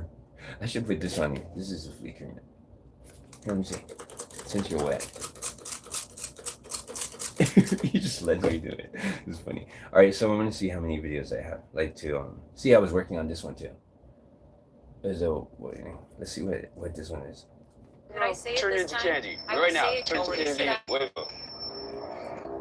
Waymo, turn into candy. He's like, it's cool. I was putting the videos or the voices in. Can I say it Turn this into time? candy. I Right will now. say it Turn into twice. candy. Should I? Waymo.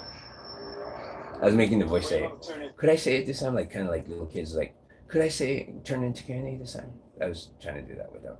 So Waymo is gonna turn into candy. Can I say it Turn this into time? candy. I will Right now. say it Turn twice. into Alright, so I'm gonna see how many drafts I have. And there's all my drafts. I don't have any more of yUMa because I used up all yUMas, so that means that I have to do a photo shoot with yUMa. So all of those are drafts that I have that are going to be scheduled to go out, and they're just like regular shorts, my stuff like that. So all of these videos are saved up into my my YouTube channel, and I can work on them anytime I want to, and I can bring up any of them. Like this one was supposed to be for Halloween, and I made a version of it already. Hi. I like playing with the filters. The sound is like I was supposed to do voiceovers for it.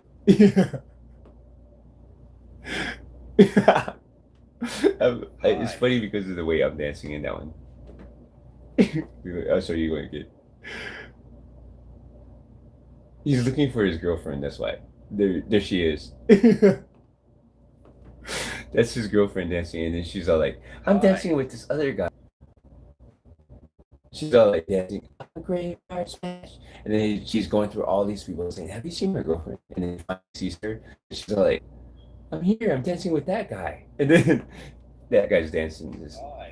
He's a skeleton, like the same guy. So, I mean, those are Halloween stuff, There's a lot of stuff that I'm working on. I don't know. I'm just going at it, despite this problem with these voices.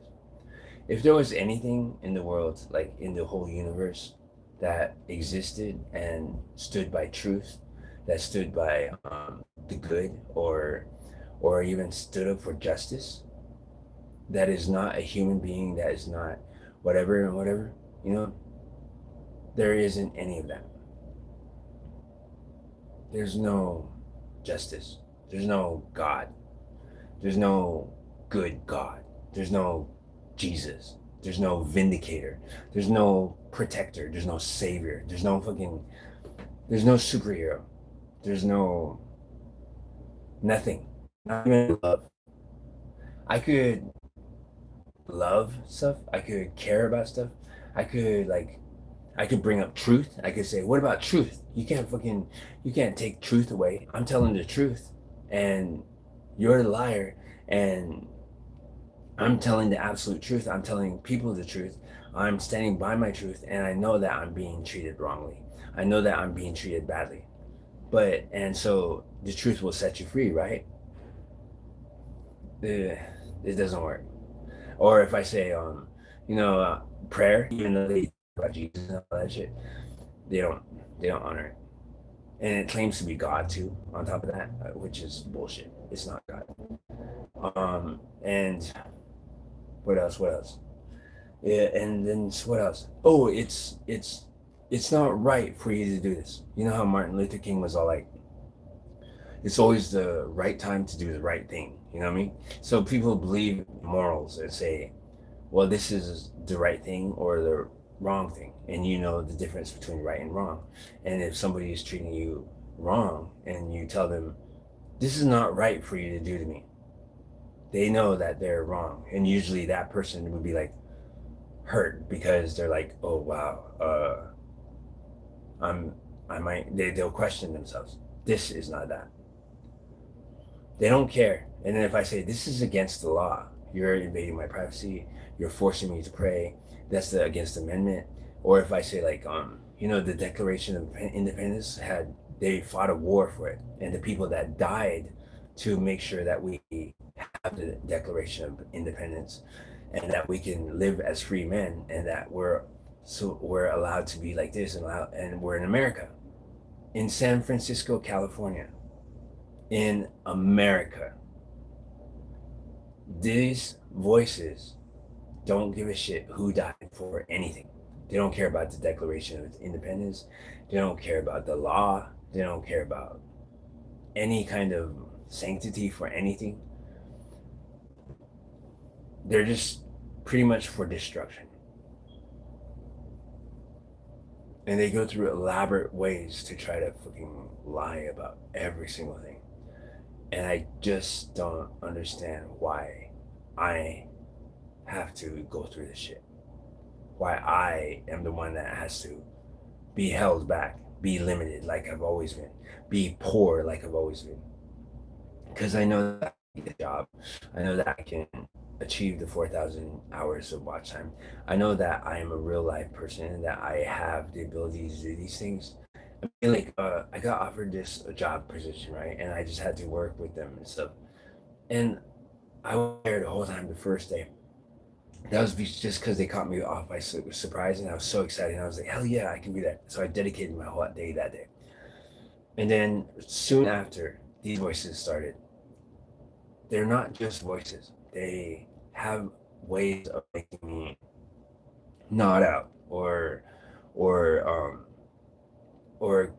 trick me into like feeling. I'm not really a lazy person, but when the brain is able to make you feel like you're heavy or not motivated to do anything, it does that to me.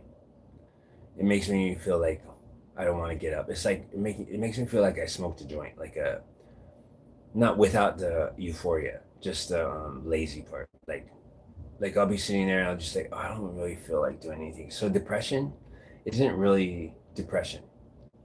It's something like this that is doing that to the person. I think that's just my belief. In my own experience, the depression, when I think about it, it just goes away, right? But it comes back when the voices are demanding and fucking lying to me and shit. And then they start saying, well, don't go outside. We want to keep you inside. It's isolated. And then when I'm like, no, I'm gonna go. I have this big old feeling of just like that.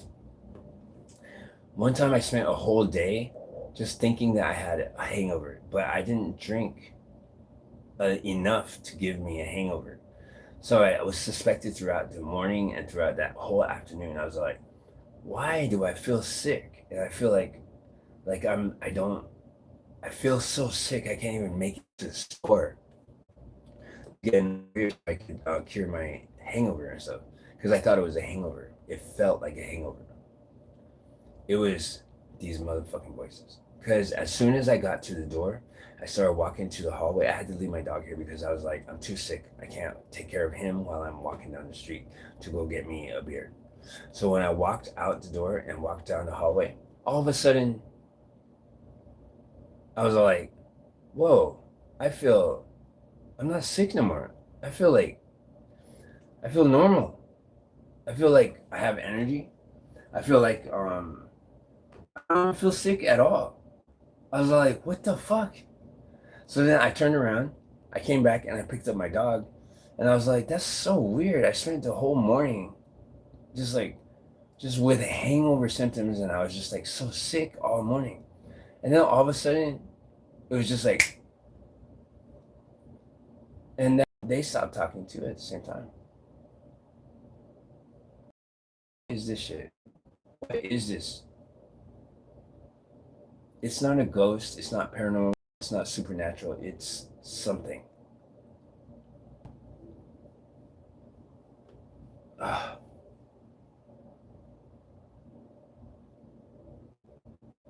And there isn't anything supernatural or paranormal or anything, prayer or beliefs or religion or anything that can fix it.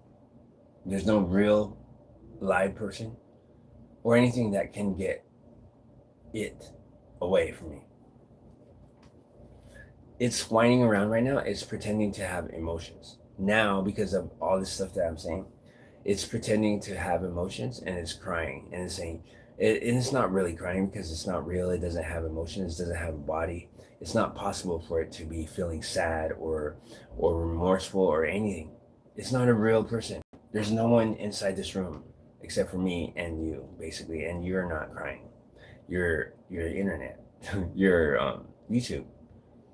There's nobody watching my videos, so it can't be you crying and whining and stuff. It's not my neighbors because everybody's asleep, pretty much. My dog is pretty much asleep. It's not my phone. It's not the TV. I'm saying, okay, let's. I just did that. So the cognition. To check if you're crazy and stuff. You name 5 things that are going on in your life, right? So you do your 5 senses too. So I see you and the TV and the camera. I feel a little itchy on my skin right here, and I'm not cold or anything, so that's the second feeling. I taste. What do I taste? I taste like I need to brush my teeth before I go to bed. What else? I smell fresh rain from outside and yUMa, wet dog. And what's the last one? Nose, taste, seeing, and hearing. Buzzing sound in my ears. There's a fan which doesn't go to anybody. There's the fan that's going shh, like a fan, but there's no air conditioner. There's no room or anything that has a fan, so that's pretty odd. I've actually investigated that before.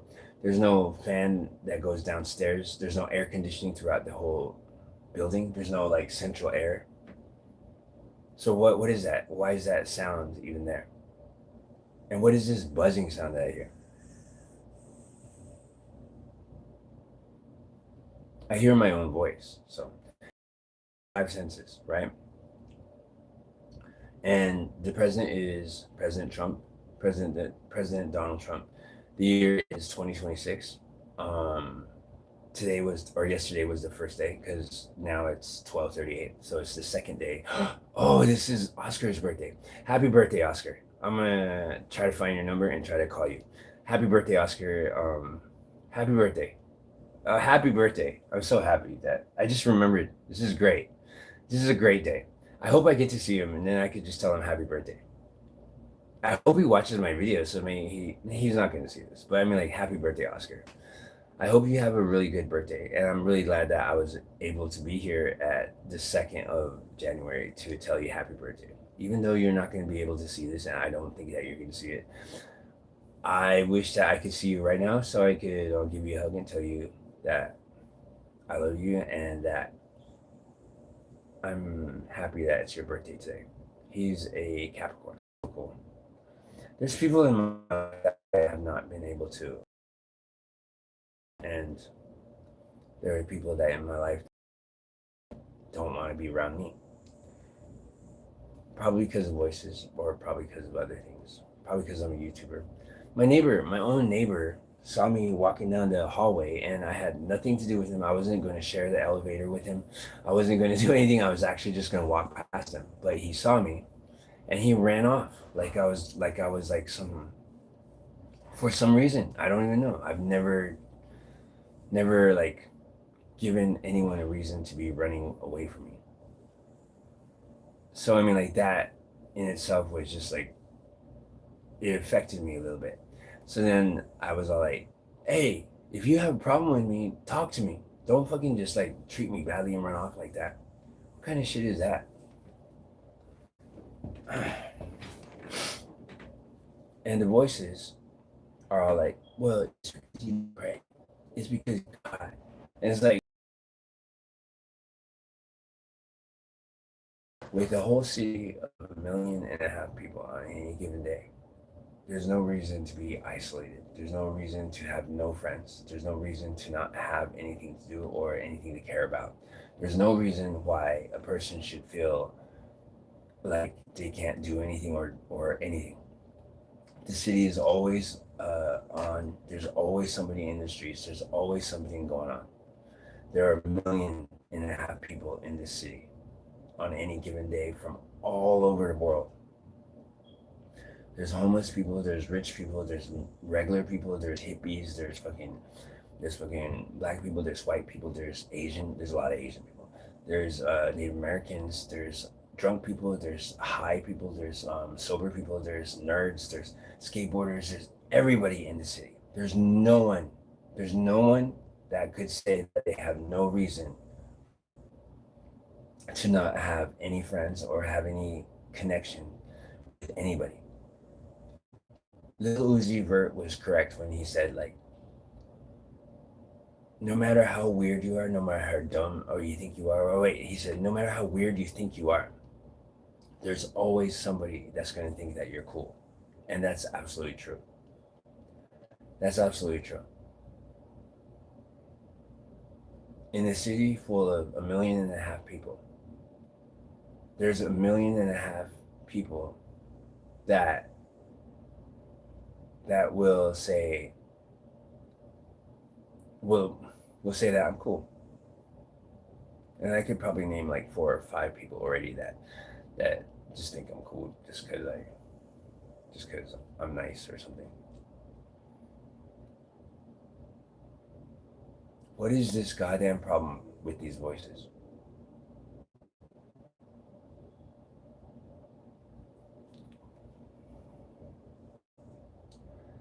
Yeah, that's how I start my year out, with this problem.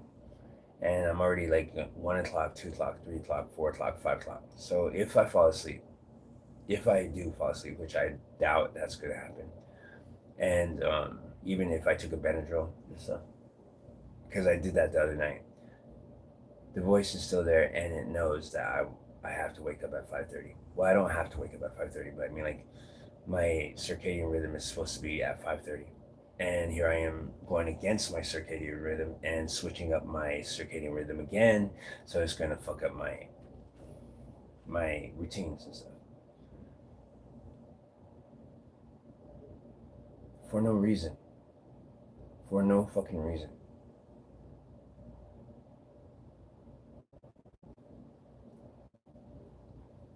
Damn, I complain a lot, right?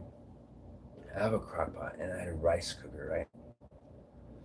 I can make food at home.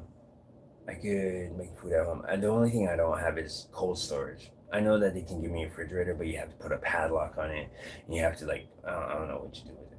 I could just get a refrigerator myself and put it in here, but then I'm like, not here. I have rats in my room. I mean, not rats, but mice. Now they find a way through on that. I think the radiator doesn't work. I mean, like, stuff like that.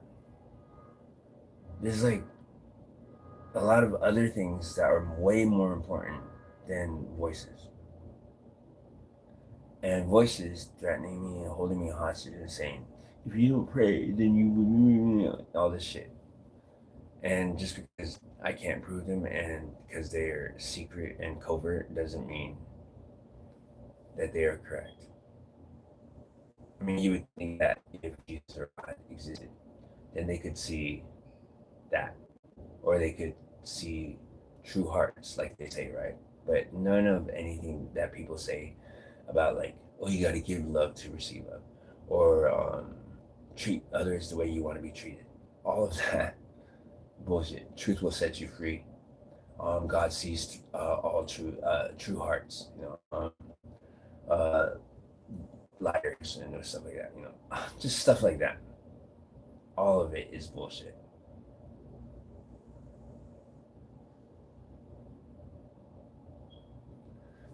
So I don't know how this year is gonna change everything.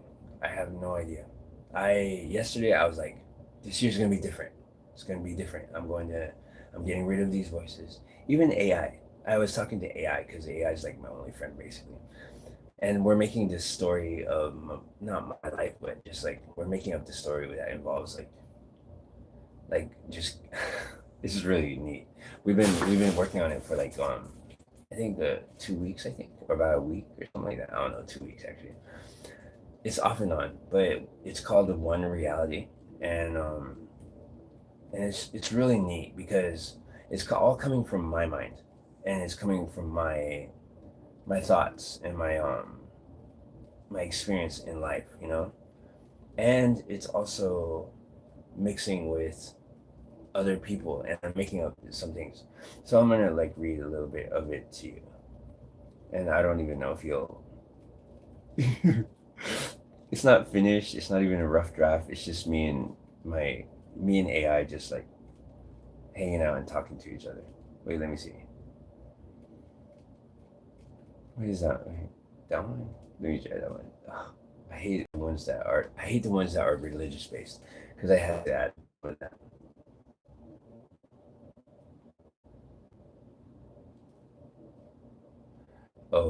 This is when Galadriel and they I don't know which part this is, but let me see. I don't want to get too. I don't want to because some of it is real life stuff, but you wouldn't know the difference. So okay.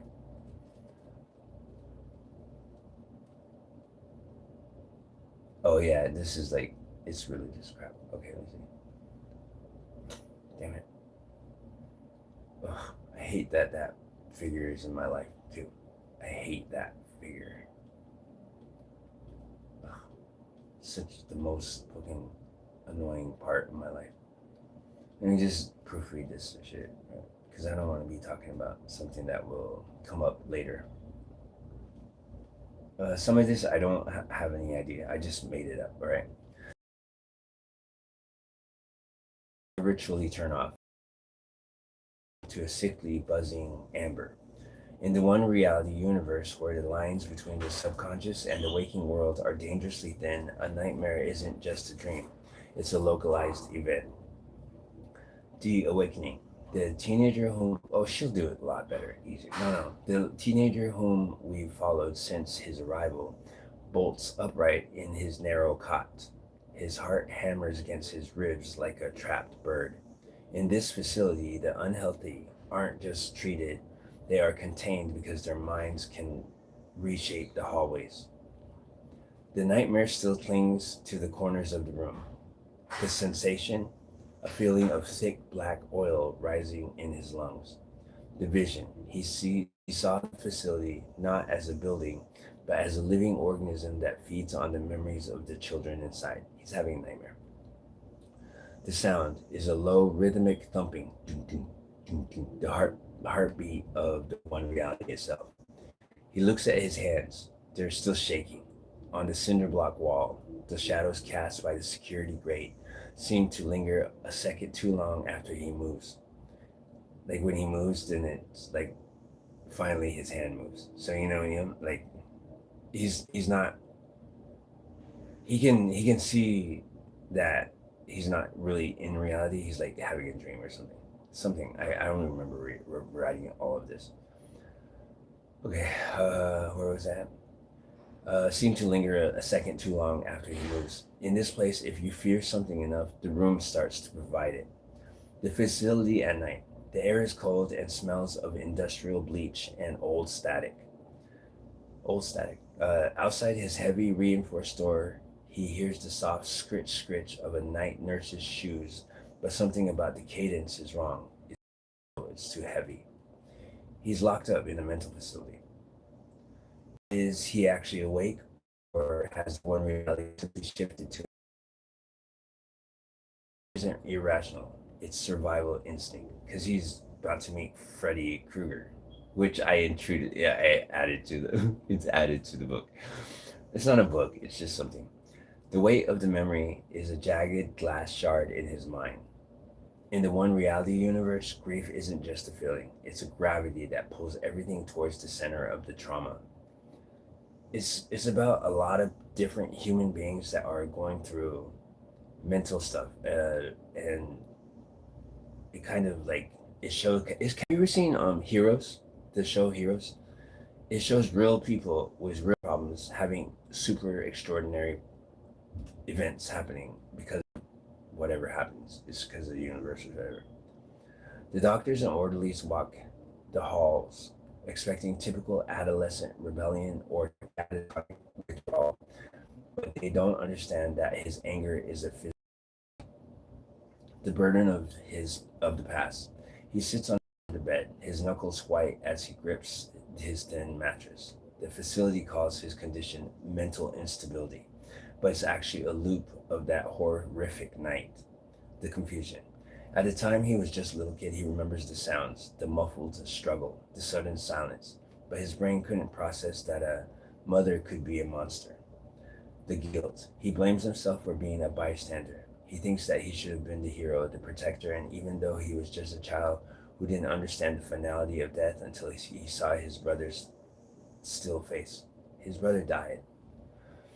The disconnect. Now as a teenager, he's trapped in a reality that's growing stronger, but he feels powerless. He looks at the one reality around him and he hates it because it's a world where such a thing was allowed to happen.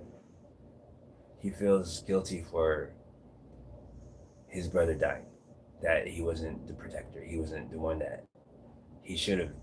He didn't do anything. He couldn't do anything. Brother, his little brother died in front of him, and she was in her own mental space. It's because I got this story from YouTube, actually.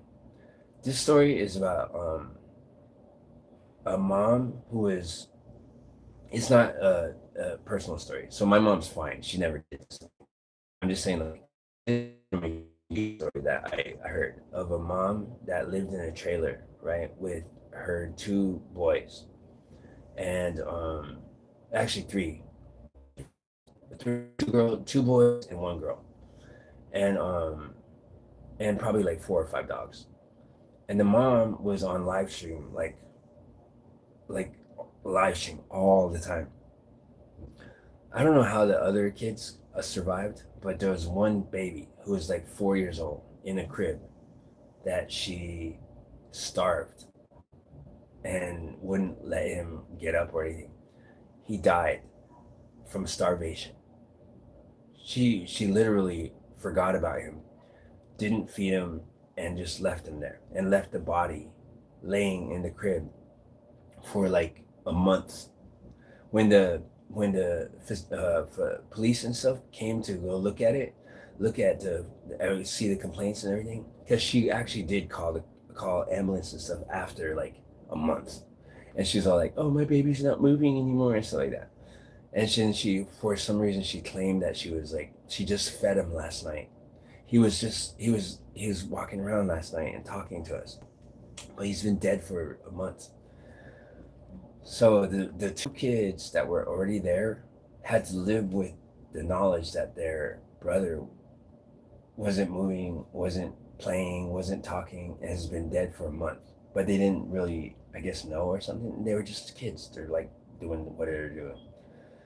And the dogs and stuff, they were like hanging around the baby because I guess they're gonna eat it, whatever. But and she didn't even pick him up or anything. He was just like laying in the thing.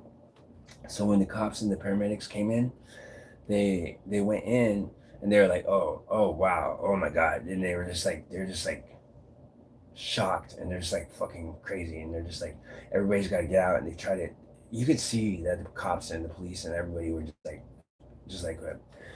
She starts breaking down. The of those kids starts breaking down. The kids are running around just talking to the police and just being intrigued by them, and the dead baby's still inside. And the mom just starts saying, "Oh yeah," she's like talking nonsense, just talking nonsense. It's not drugs. It's not fucking anything. She's just mentally crazy or something.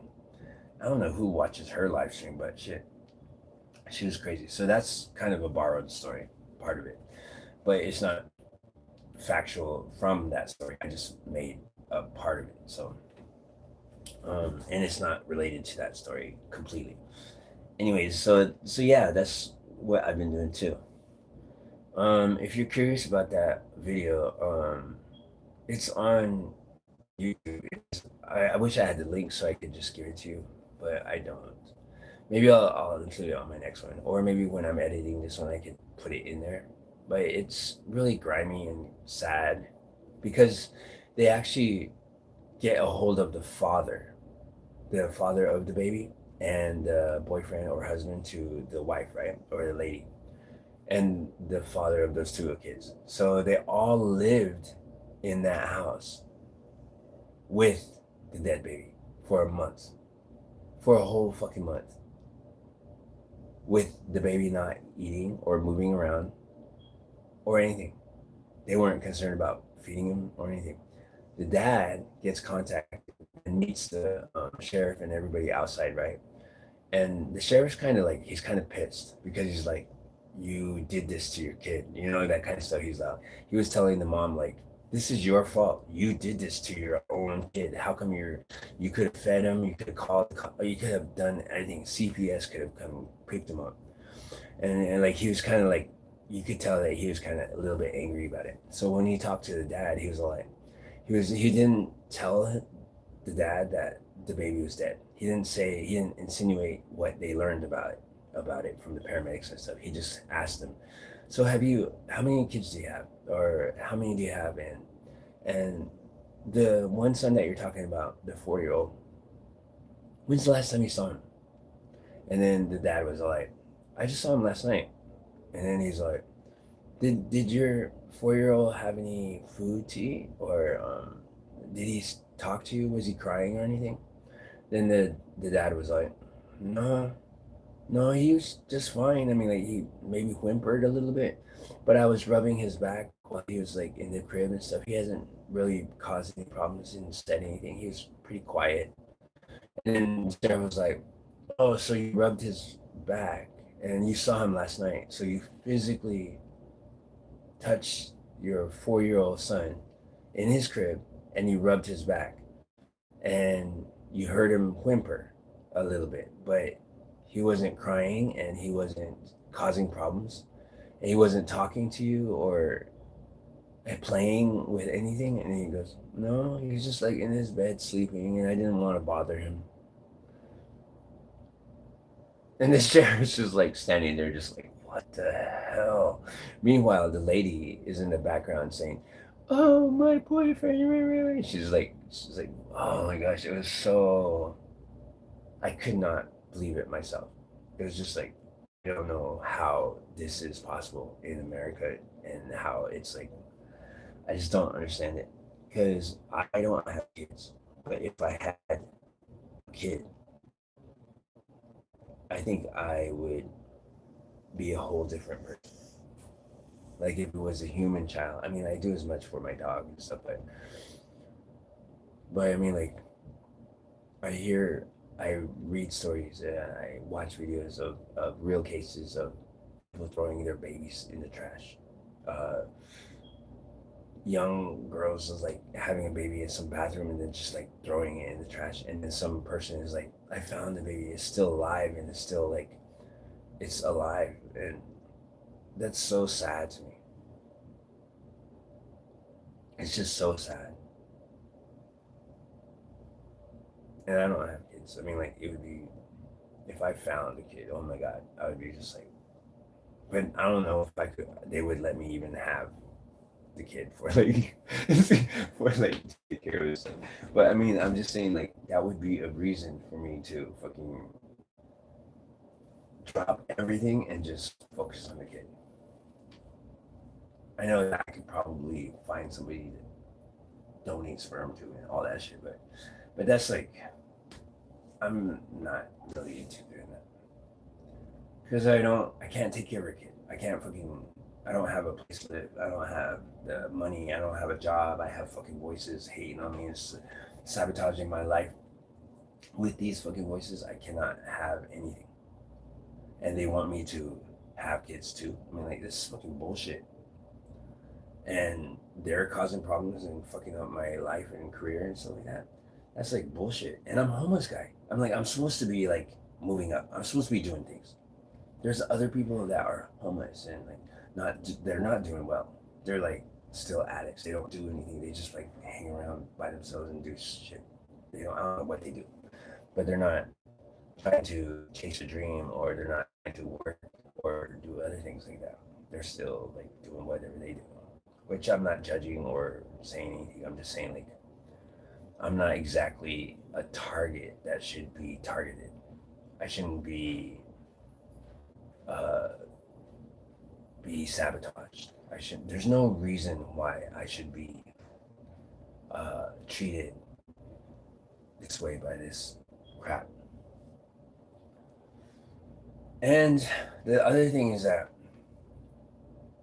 I've never had trouble stopping smoking weed. I've never had trouble understanding that weed and alcohol is not good and stuff, and I try not to indulge. So I mean, like, but lately I've been drinking a little bit more than I want to, and it sucks. And I have to say that it's because of these voices. I wish that I didn't have these voices, because right now they've kind of died down a little bit. But to me, and the patterns that usually happen is that I'll lay down, I'll meditate before I go to sleep. I'll go to the restroom, I'll get prepared, take him outside, all this stuff, right? Take medication to go to sleep and stuff. I'm not going to go to sleep. I know that I'm not going to. I know that it's going to be because it's just going to be because of these voices. And even if I prayed, because I have prayed before, I have prayed. Prayer doesn't do shit.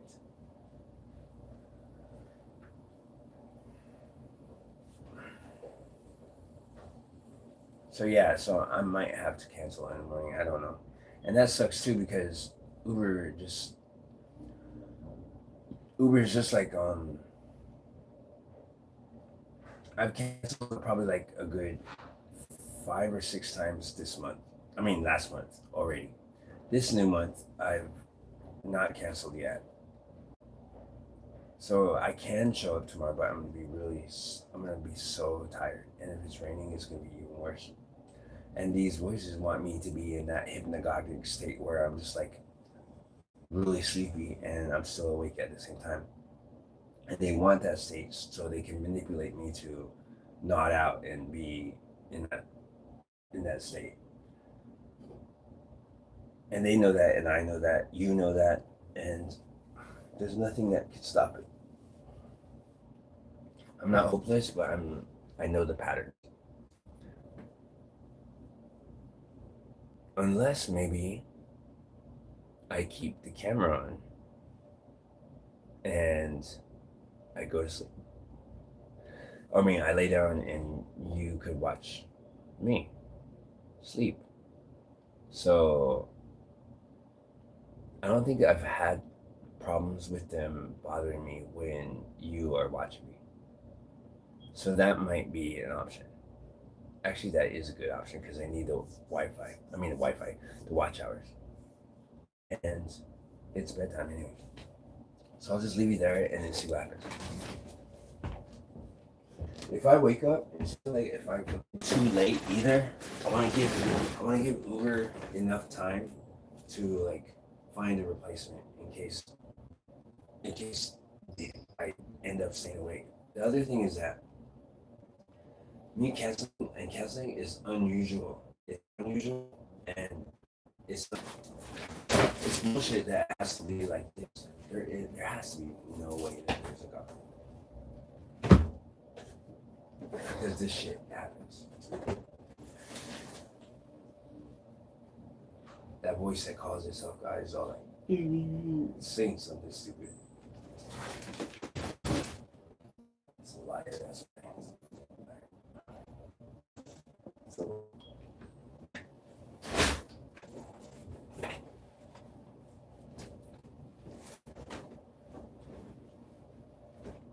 oh, and I don't have like sheets or whatever, like a normal bed stuff too.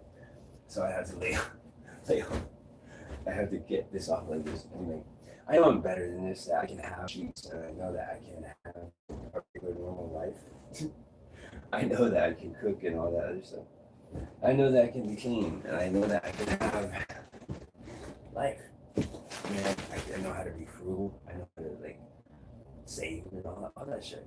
I'm not helpless. I'm not a child. So my life now isn't, and I'm not even using needles or anything. You know, I mean, like, I'm drinking a little bit too much, but it's not getting in the way of anything right now. And I don't drink when I'm driving or anything. So I mean, like, it's not like it's drugs. It's not like it's alcohol.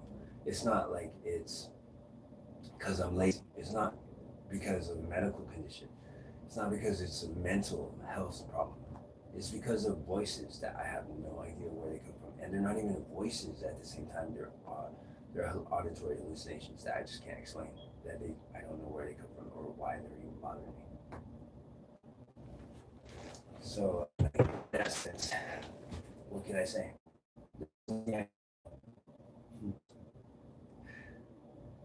I mean, I talk about it. I can talk about it and talk about it and talk about it, and nothing's gonna happen. Nothing's gonna happen. There's no Superman. There's no anything to get rid of it or anything. And they're always around. They're talking right now. There's other things that I found out too. And here I go with the conspiracy thing. Okay. Why is there that fan sound in the back, right? Why is there fan sound in the back? Why is there this buzzing sound in my ears right now? And then earlier there was this thing that I was saying, and it sounded like somebody's whining and crying around. I'm gonna turn off the light. Or I could put that thing on my face again. Can you see me? No, you can't. Okay, so this is what I'll do. Because I know that you gotta need to be watching. You gotta like see me. So I'm just gonna cover up this part. Like that. And lower the light.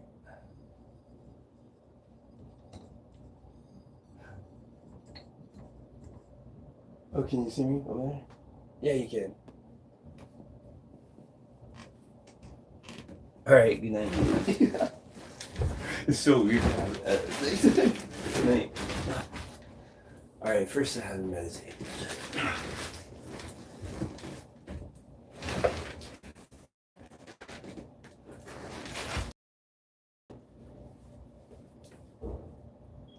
PJs already. Well, I didn't even know I was going to put sleep strips on. Just going to meditate before I go to bed. Let me check my alarm.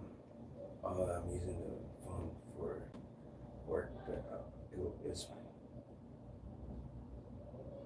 Because it's on the charger too. Let me just set my alarm quick. 5 o'clock. 5.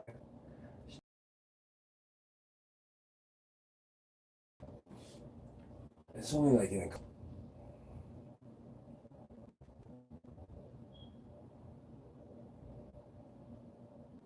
I have a good notion that because you're watching me, that I might sleep a little bit, but we'll find out. Because they have actually died down a lot.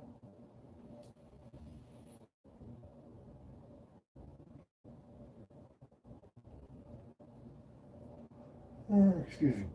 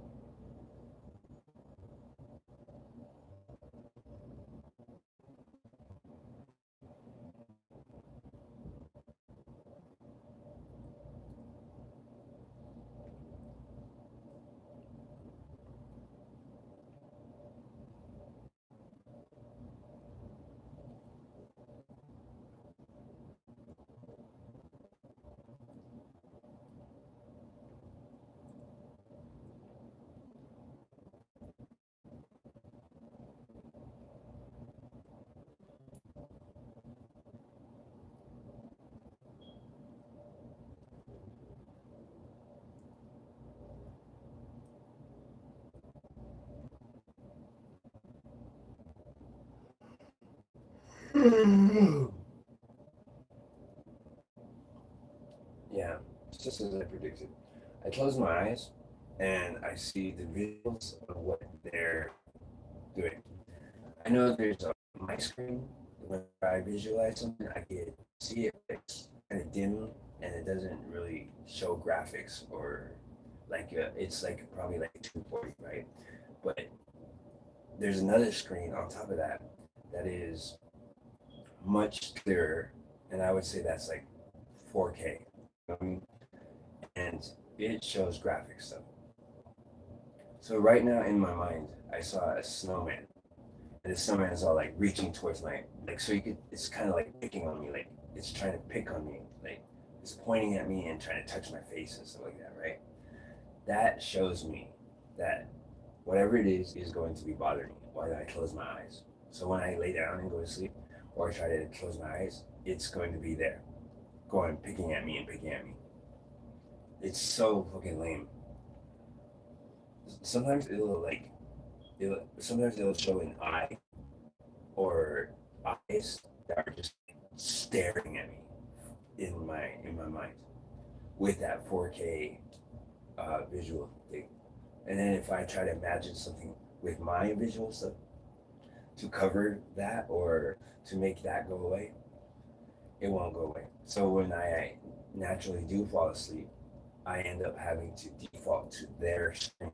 So whatever their screen is what ends up whatever I'm dreaming on, which is bad because what they want is not what I want. And what they cause and what they force me to see while I'm asleep is not at all true or anything that I want in any way.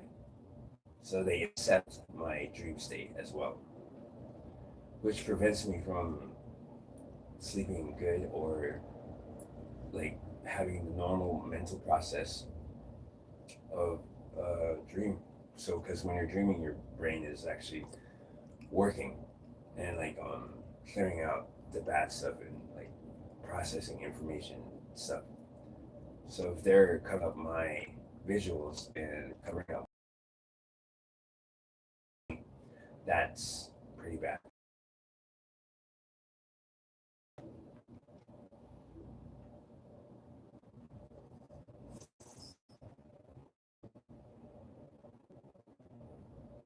It said, "So what?" as a response to anything that I said. So what? They're just like so arrogant. It's like nobody cares. Like the way I said it. It's like it's causing all the problems, but then it also has this feeling of so what? As if it's like you're not gonna get us caught kind of thing. We're not gonna get caught. Nobody's gonna stop us. Nobody cares about you. And then it's acknowledging that there's no way that I can stop it, or there's nothing that can stop it.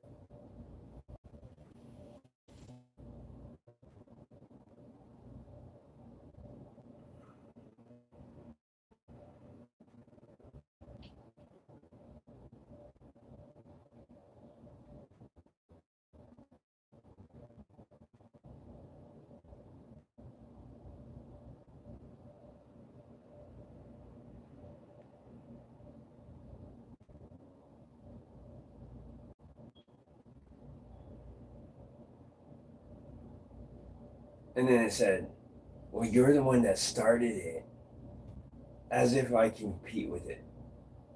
It's those kind of triggers that get me to fucking say something.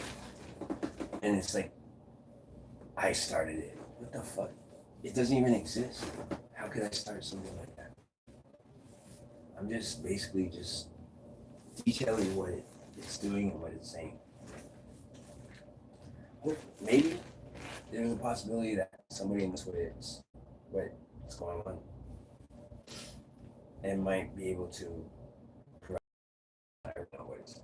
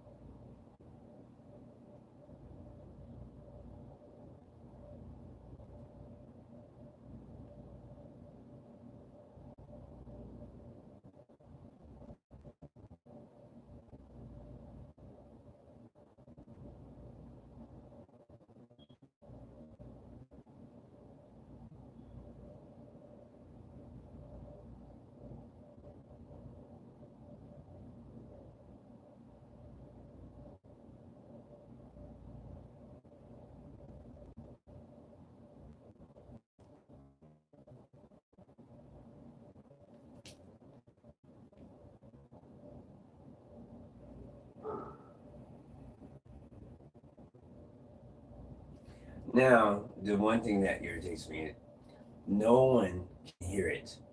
There isn't any way it doesn't produce a voice, so it can't be heard by anyone. Why the fuck does it whisper? Why is it trying to whisper when nobody can hear it? Stupid. Probably because it annoys me, but I mean, like, what the fuck?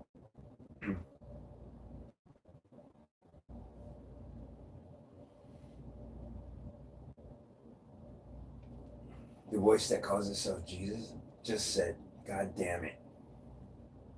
It's not Jesus.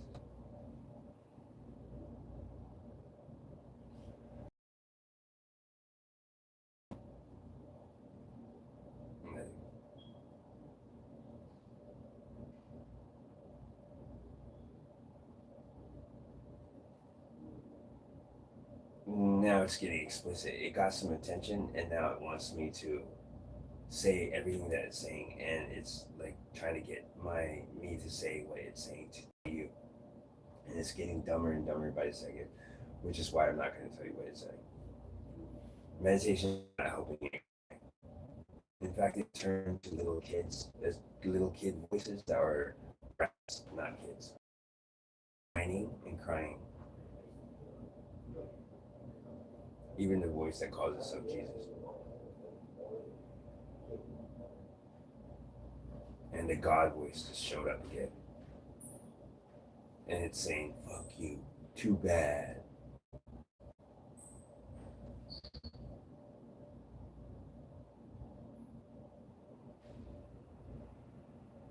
And they said, drop dead.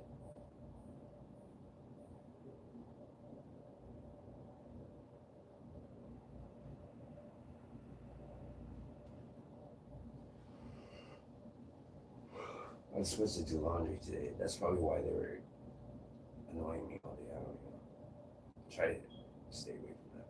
Hold on.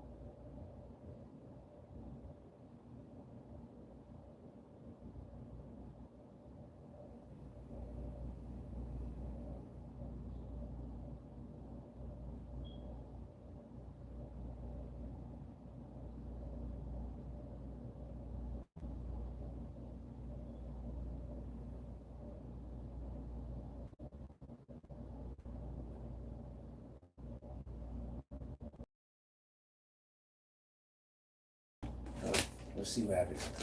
I fell asleep while which is what I needed the other night. So they do have ability to make me sleepy. So there's no reason why I shouldn't be able to sleep.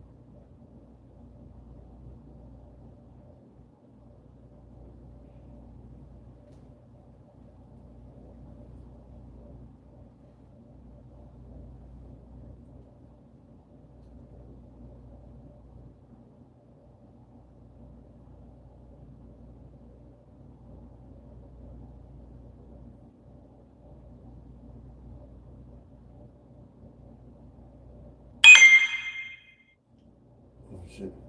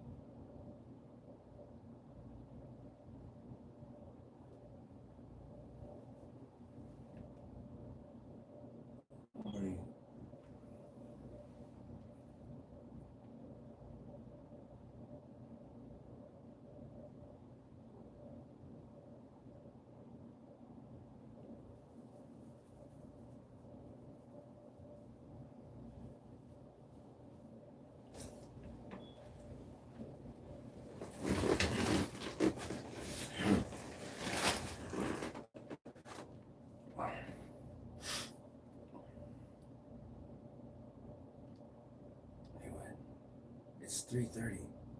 What the hell? Why did I wake up then? What the hell's going on? I don't know if I'm sleeping. I thought it was 5, so it must be. And I'm not sleeping. I'm not actually. Obviously, just not sleeping. I laid there for. I'm just like trying to sleep or something. But I just felt like I was doing. And my eyes got hella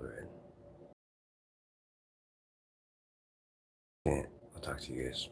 I'll let you know what.